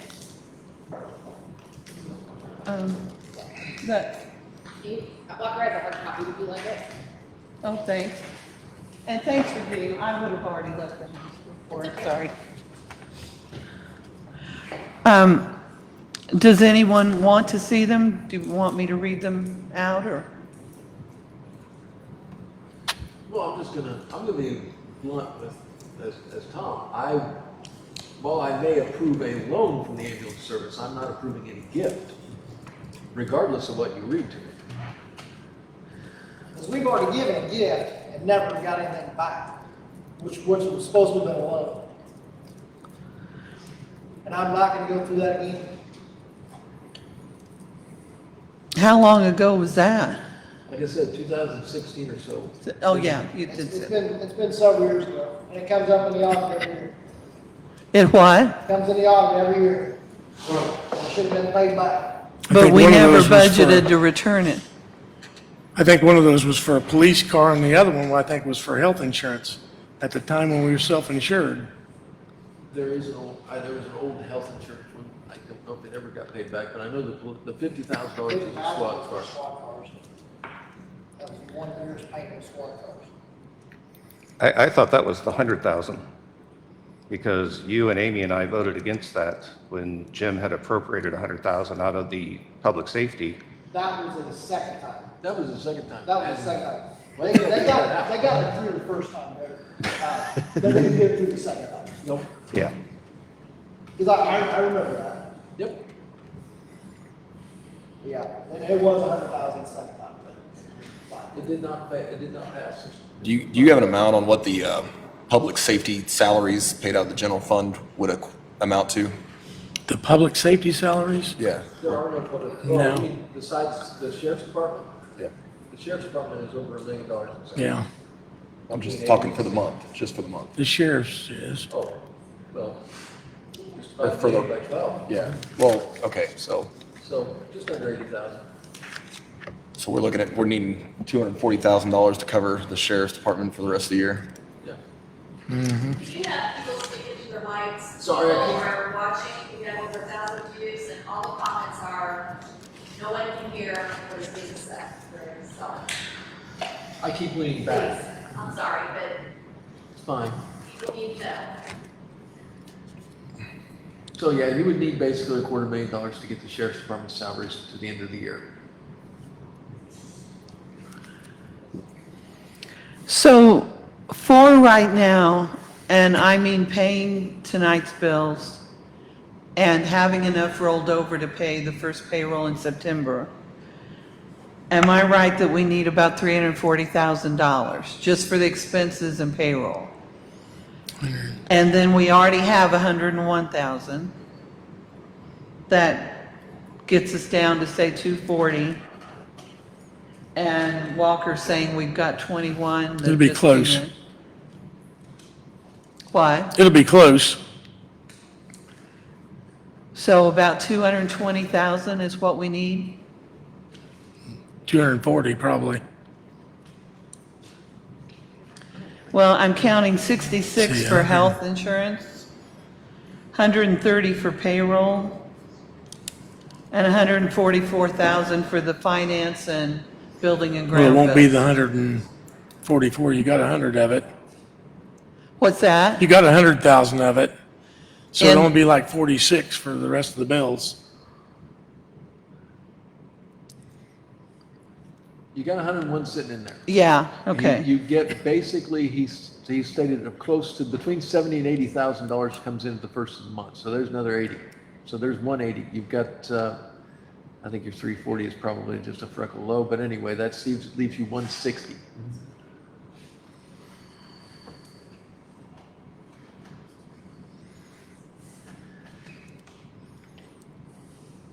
But you think 340,000 is low?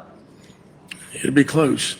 It would be. Be tight. Your average payroll is about $168,000 All per, right. from general fund. We got to emphasize this is all general fund we're talking about, but each general fund payroll is about 168,000.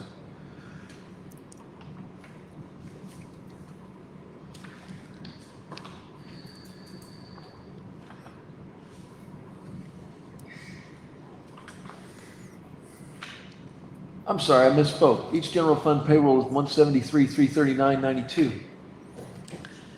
Why is it the payroll fluctuates so much from one to the next? I mean, I understand there could be overtime. Sure. The 10th payroll is always higher because we have board pay, we have the sheriff payouts with the Riverland contracts, the John Hay contracts, the deputy that gets part-time, almost full-time pay, the transports, that all goes on the 10th payroll, so it's always going to be higher. And then usually the sheriff's department, like this coming September 10th, I have comp time, being paid out, so, and then we have step increases that usually go in on the first of the month, which is the 10th payroll.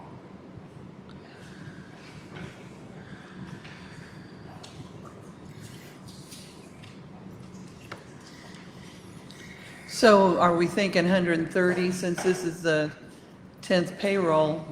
130 is probably too low?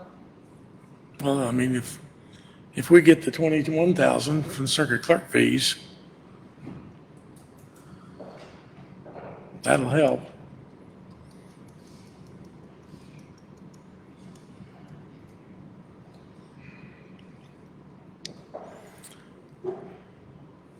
We probably won't get anything from property tax until the end of October.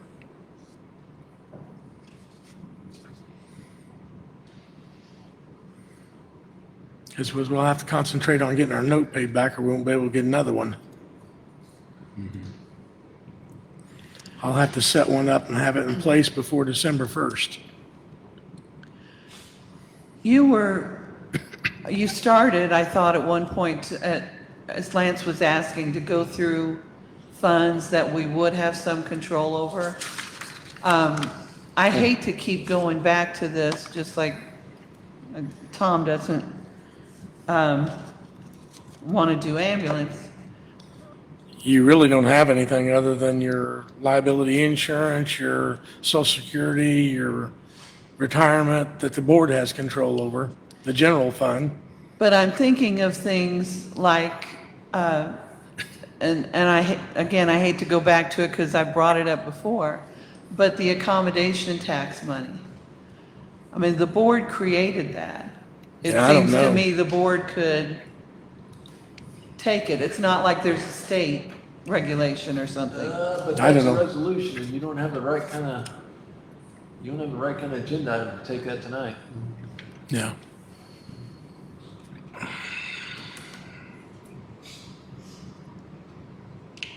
Are there any others like that, any other funds like that anyone can think of?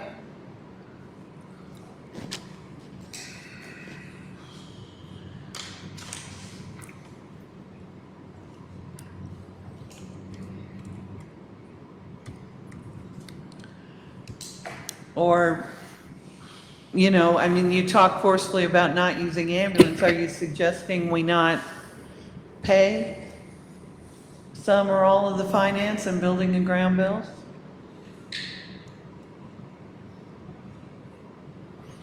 It'll just pile up on us and then we Yeah. probably have late fees on top of it, but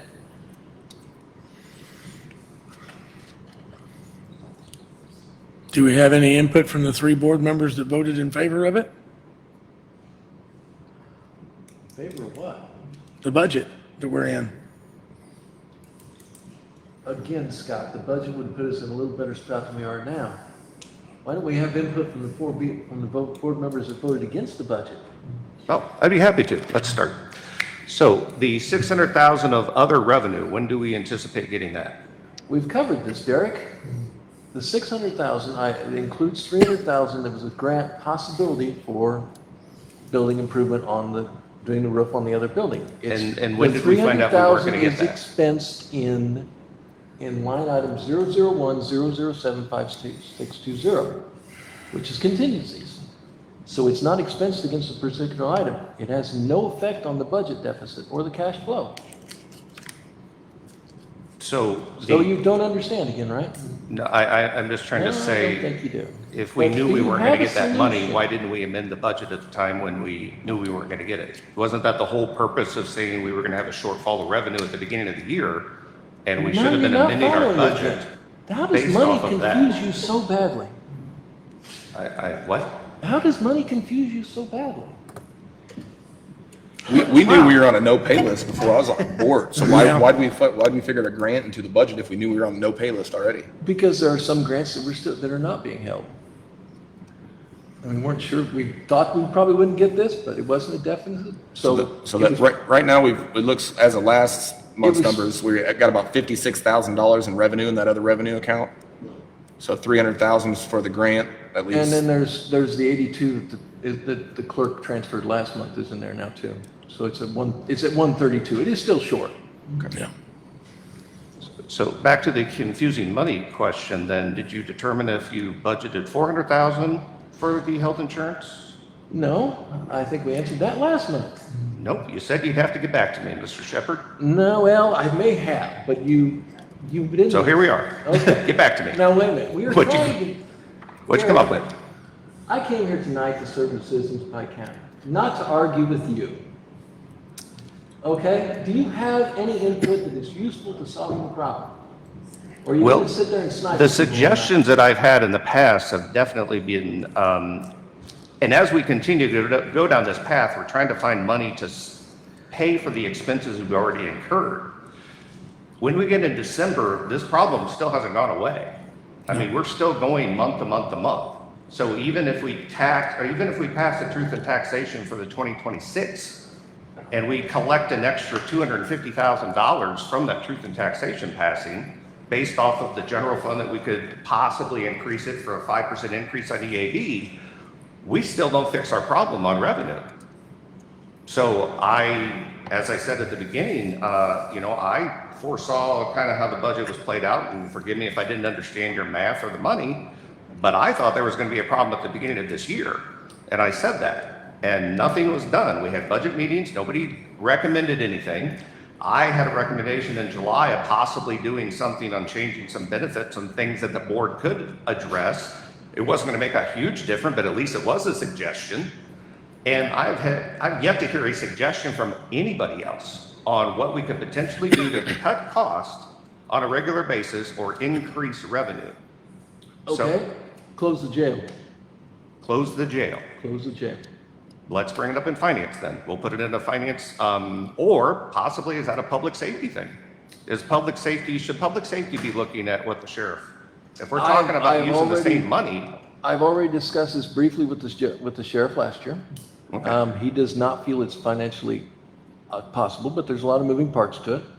I informed him this morning that we would be discussing it again this year because it is one area that gives us a possibility of cutting expenses without cutting services to the citizens of this county. And, you look at it and it is nearly $1 million expense to us. By the time you throw in IMRF and benefits, and Social Security on top of the salaries. So it's definitely a discussion we have to have. Okay, so what committee should we cover it under? I don't care. Okay. I don't chair this board. Well, And neither do you. Rita, where would you like to have it discussed? I mean, I can think about that, but right now, that's not going to help us tonight. it won't help us tonight, but my concern is as we try and go with the next year's budget, I haven't heard where we're increasing our revenues aside from potentially raising taxes, capping out what we can actually tax the constituents in order to make up for the situation that we're in. And I still don't believe that's going to be enough. Now, Mr. Shepherd may disagree. Maybe that was all we needed was to pass that truth in taxation and everything would have been fine and dandy. I don't agree with that, but So possibly if we pass it this coming year and we max out what the taxes are and collect another $250,000, that would generate, it's going to help, but we still are going to have to do something different. So I appreciate that you brought up the jail situation. I don't know the mechanics that go into that, but if that's going to help the general fund, that's great. But it hasn't been discussed formally until I've heard it this evening, so. We informally discussed it last year at budget hearings, but you weren't there, so, hey. What about moving as much as we can of payroll into special funds? I'm not sure that the circuit clerk's office, I mean, Andy made it clear last year, if we continued the payroll levels at at the raises that had been given out through special funds, that they had to continue to be paid for out of the special funds. I don't know if that's the case with the circuit clerk, for example. Maybe they could do something there. There's, I mean, obviously recorder, document storage funds. We transferred last month. We contributed last month, the 80. You did? Yeah. Yes.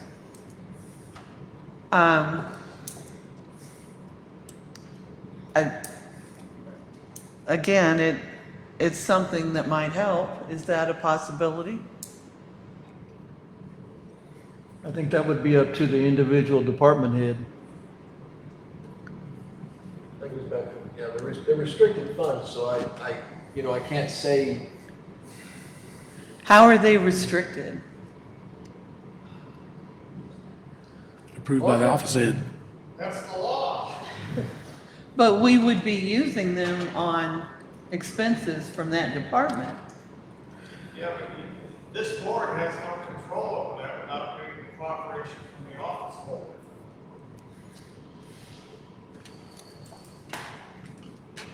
So we I just think roll the Once dice. the budget's passed, that it's no longer controlled by us, it's controlled by the office head. Their budget's been passed, so the only thing we can do is ask them to help us out. But that was in this year's budget, right? That a certain part of the special funds were going to be used to cover those raises and payroll? Yeah, I think those have been transferred already. Do you agree with that? The $25,000 that was given at the beginning wasn't. He didn't give $25,000 more than what he was already given. It was taken off of what he was currently given.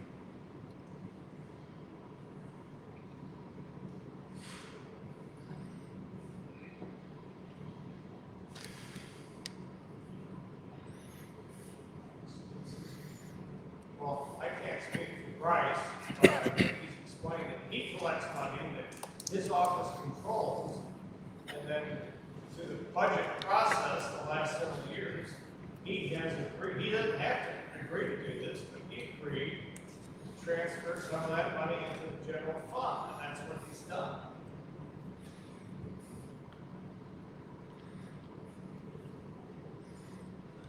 You were asking about special funds and how those can be used. I just to give the example from our department, we have a special fund, and while it might not hear it sound like it's just my agreement to help or transfer money, I have state agencies that are dictating to me what I can and can't use that for, and it has to be, my fund has to be 100% used to benefit the people who are on probation in this community. So I'm running with that, so I can't just give it over to pay an insurance bill.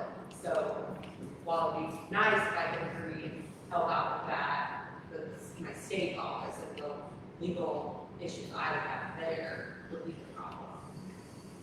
And that's just my account. Mm-hmm. Did you have any others, Scott, on your list of funds? No, not really. But, there's been a lot of things that have changed over the past 4 years. The last 4.5 years have been a total disaster.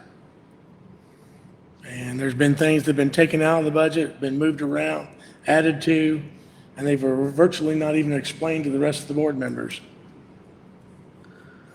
I know I attended all the budget meetings with the exception of the tail end of the next to last one.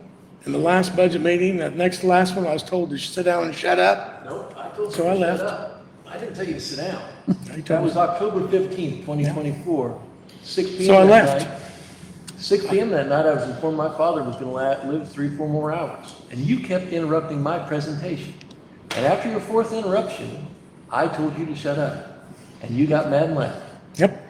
That's what happened. I would have pointed out a lot of these I am sorry I issues. was out of line to say it. You were out of line to interrupt me.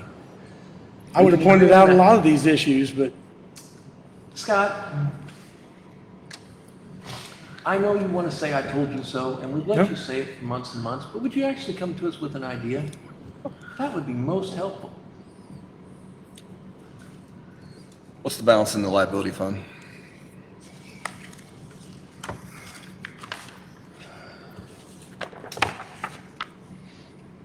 that's not really a good one to take it from, but seemed to me like it's about 900,000 in it.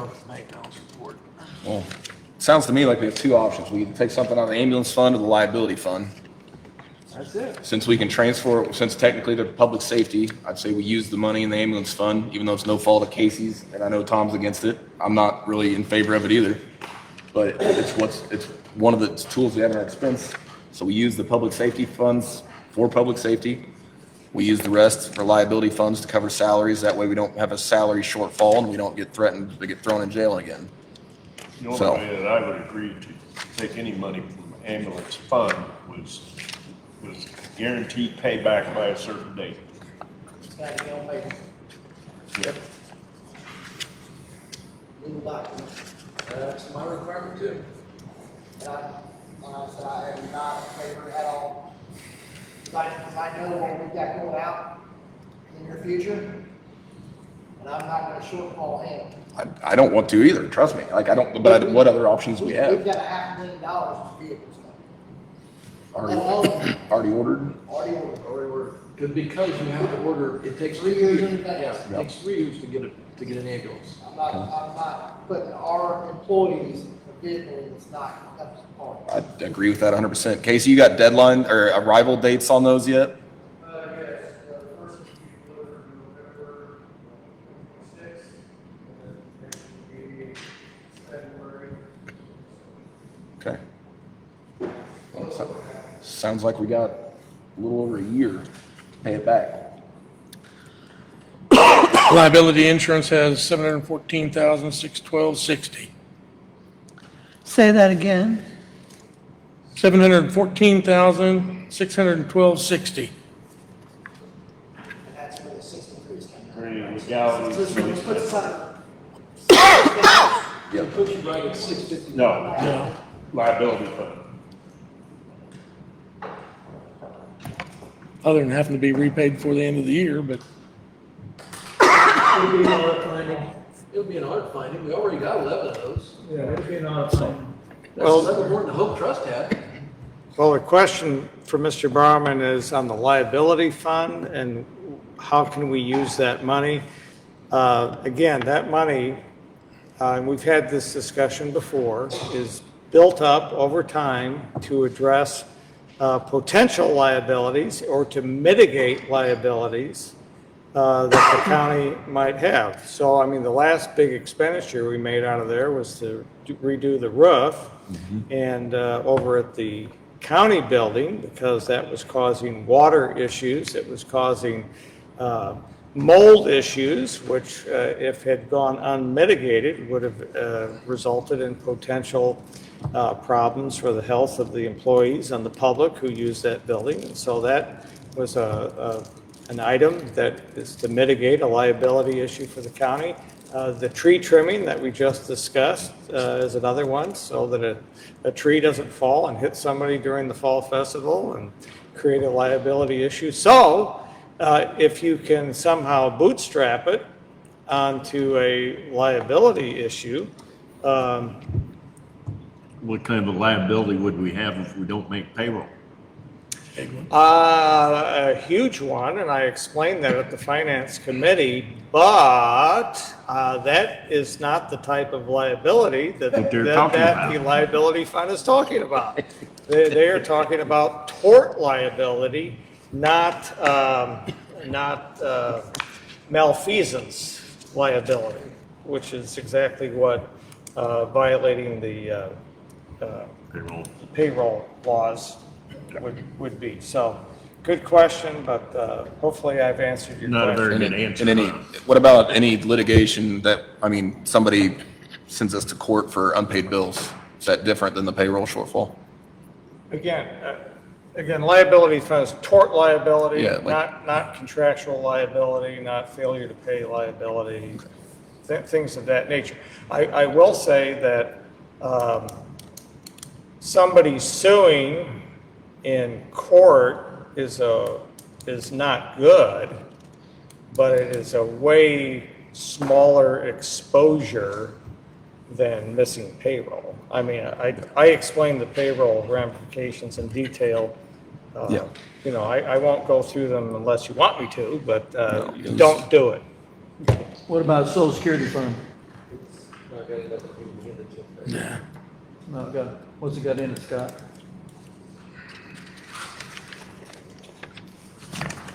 Didn't we already take a loan to pay the Social Security? Yeah, it's got a loan. There's only 5,996.26. It and the liability insurance will be replenished when Well, that comes the first down to one distribution thing. comes out. That comes down to one thing.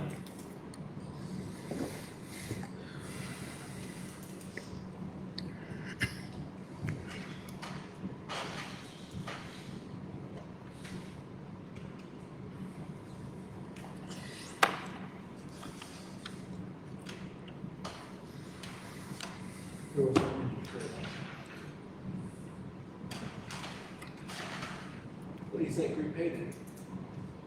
10% of the loan had to be repaid, not that, sorry, that's the First question is, Can you guys use the mics? I can't even hear you. first question would be, how much? Like I said, I'm thinking it'd be up to $250,000 by the end of the year. And if my number crunching is right, it would be $180,000 by the 10th of September. I don't see taking $250,000 out of the ambulance fund. Okay.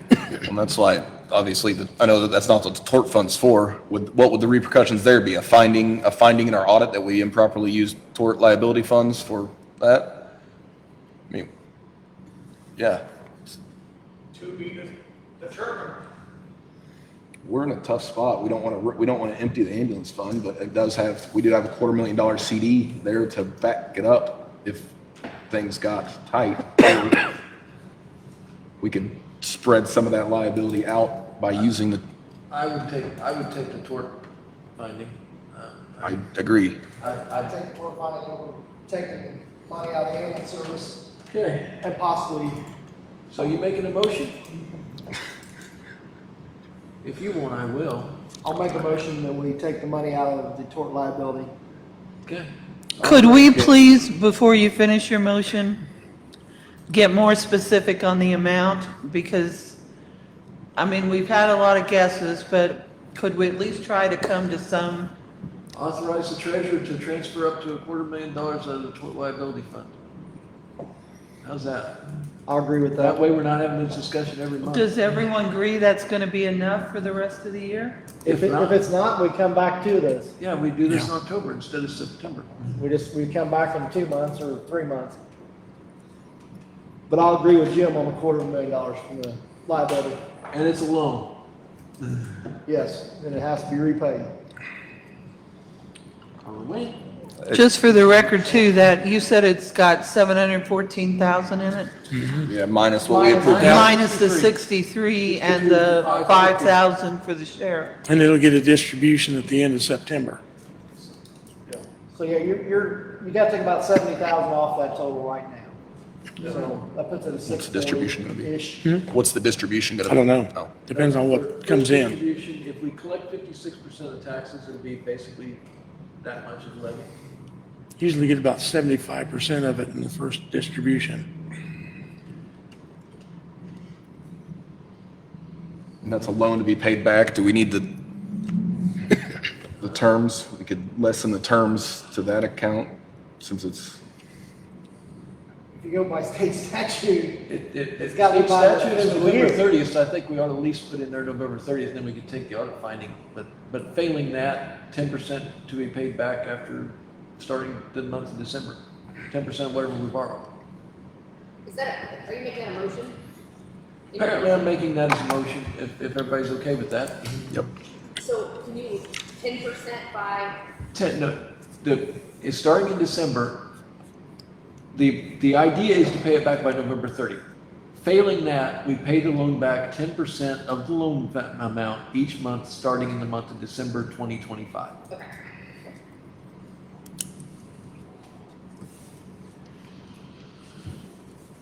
10% of the balance, right?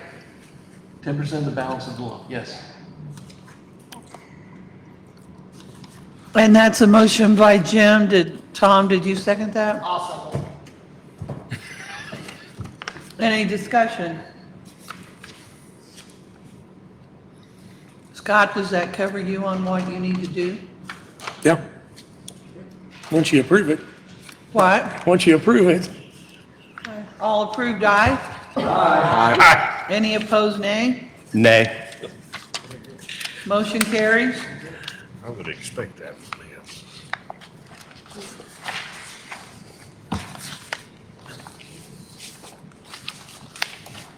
We don't need, just for my own peace of mind on 12A, we don't need anything specific for Scott about transferring? like you put all, those we gotta do by our motion. Okay. Just do we need a voucher?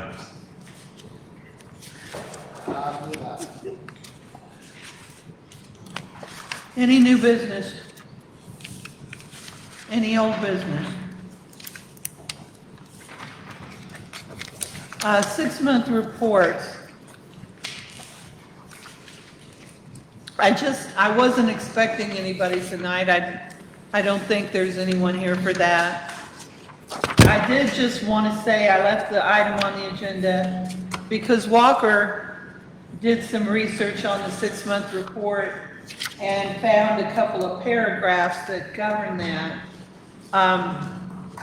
And Walker, I was thinking it might be good if either you or I get that reference you found out to the department heads so they can see.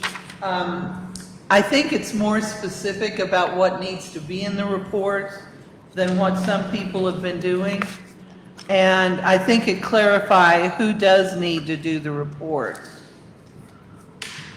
So I just wanted to go on record that I think it'd be a good idea if we sent that out and folks can look for that. And just for the record, it's 50 ILCS 305-1.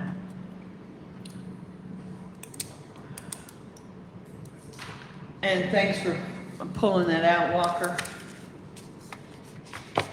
Okay, no chairman's remarks. Item 17 then, approval of the summary of expenses and mileage and per diem.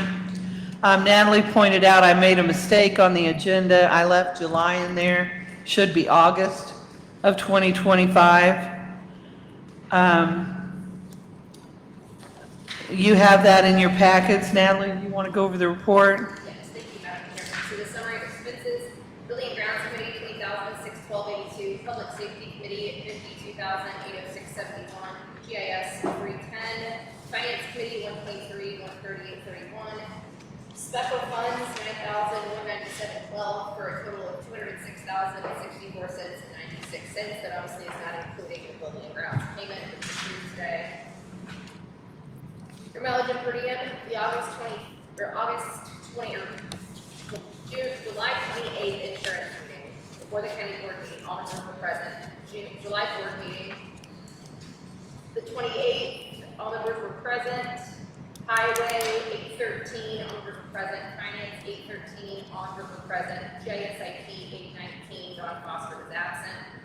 Insurance, 820, all members were present. Building and grounds, 820, all members were present. Public safety, 820, all members were present. Two Rivers on 710, Derek Ross. Press conference, 724, John Foster.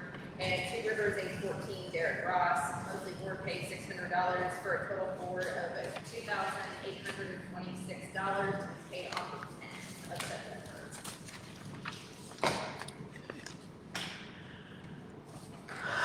Motion to approve the clerk's report, Tom, second by Mark. Any discussion? All in favor, aye. Aye. Anyone opposed, nay? Motion carries. Reports approved. Walker, just for my own peace of mind, do you see any problem if in the future, like on item 17 where it says, I made the mistake July 2025, could I just say current month? That's fine, I mean, as it was, that's what's called a scrivener's error. So, I mean, it's not a fatal error in the agenda, Okay, so. but it wouldn't hurt to just put current month and then I wouldn't have to worry about updating it every time? Well, you're probably going to approve just the current month. It's like if you look at your building and ground, you look at mountain per diem, work moving expenses. Oh, you're July. right. Okay. Yeah, so it You could say current expenses. Just current expenses due, or whatever. Yeah, that'll be up to you guys. Okay. Thanks, everybody, on that. Comments from the press and visitors? Anything? Okay. I followed up after the finance meeting about the discussions being had with the department heads and things like that. And I know that it was approved that a memo was going to be sent out. I know I haven't seen anything yet. Is there a timeline for that? Is that still happening? Where are we at with that?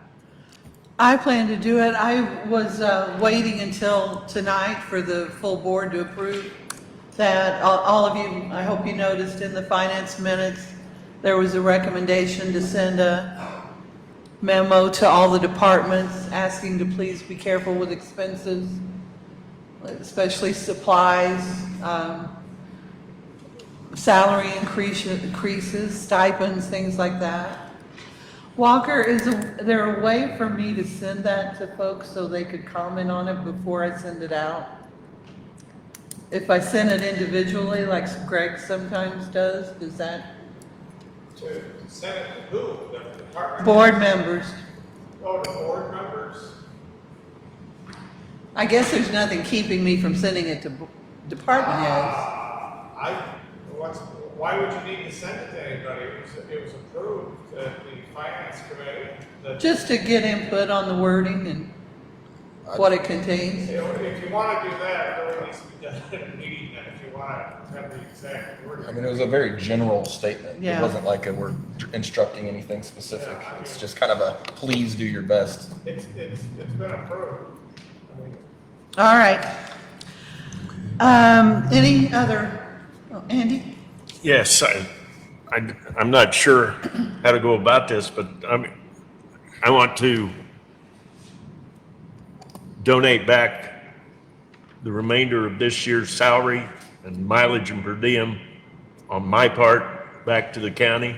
Yes. To the end of the year, fiscal year. So I will tell you how that has to be done. I had the same inquiry, so I have to pay you because you can't change an elected official's salary. So I have to pay you, and then what you do is you would then, whatever you choose to do, write a check to the treasurer's office, and he can put it where it needs to go. But as far as it goes through payroll, we can't just suspend pay.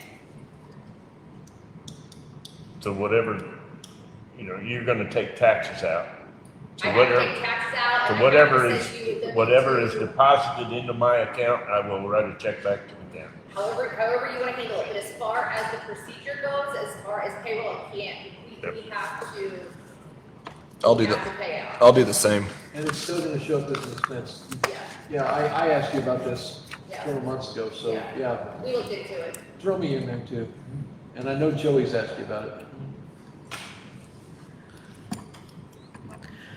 Okay, anybody else? The closed sessions, Natalie already told me she doesn't have any minutes for tonight, so that first one is not necessary. The second one, I left on here just in case Walker needed anything. We did get the formal notice of demand for the bargaining to begin, and, Yeah, the second one's not necessary. yeah. Mr. Lewis? So, Motion to adjourn. motion by Tom, second by Lance. Any discussion? All in favor, aye? Aye. Any opposed, nay? Motion carried. We're adjourned at 9:05.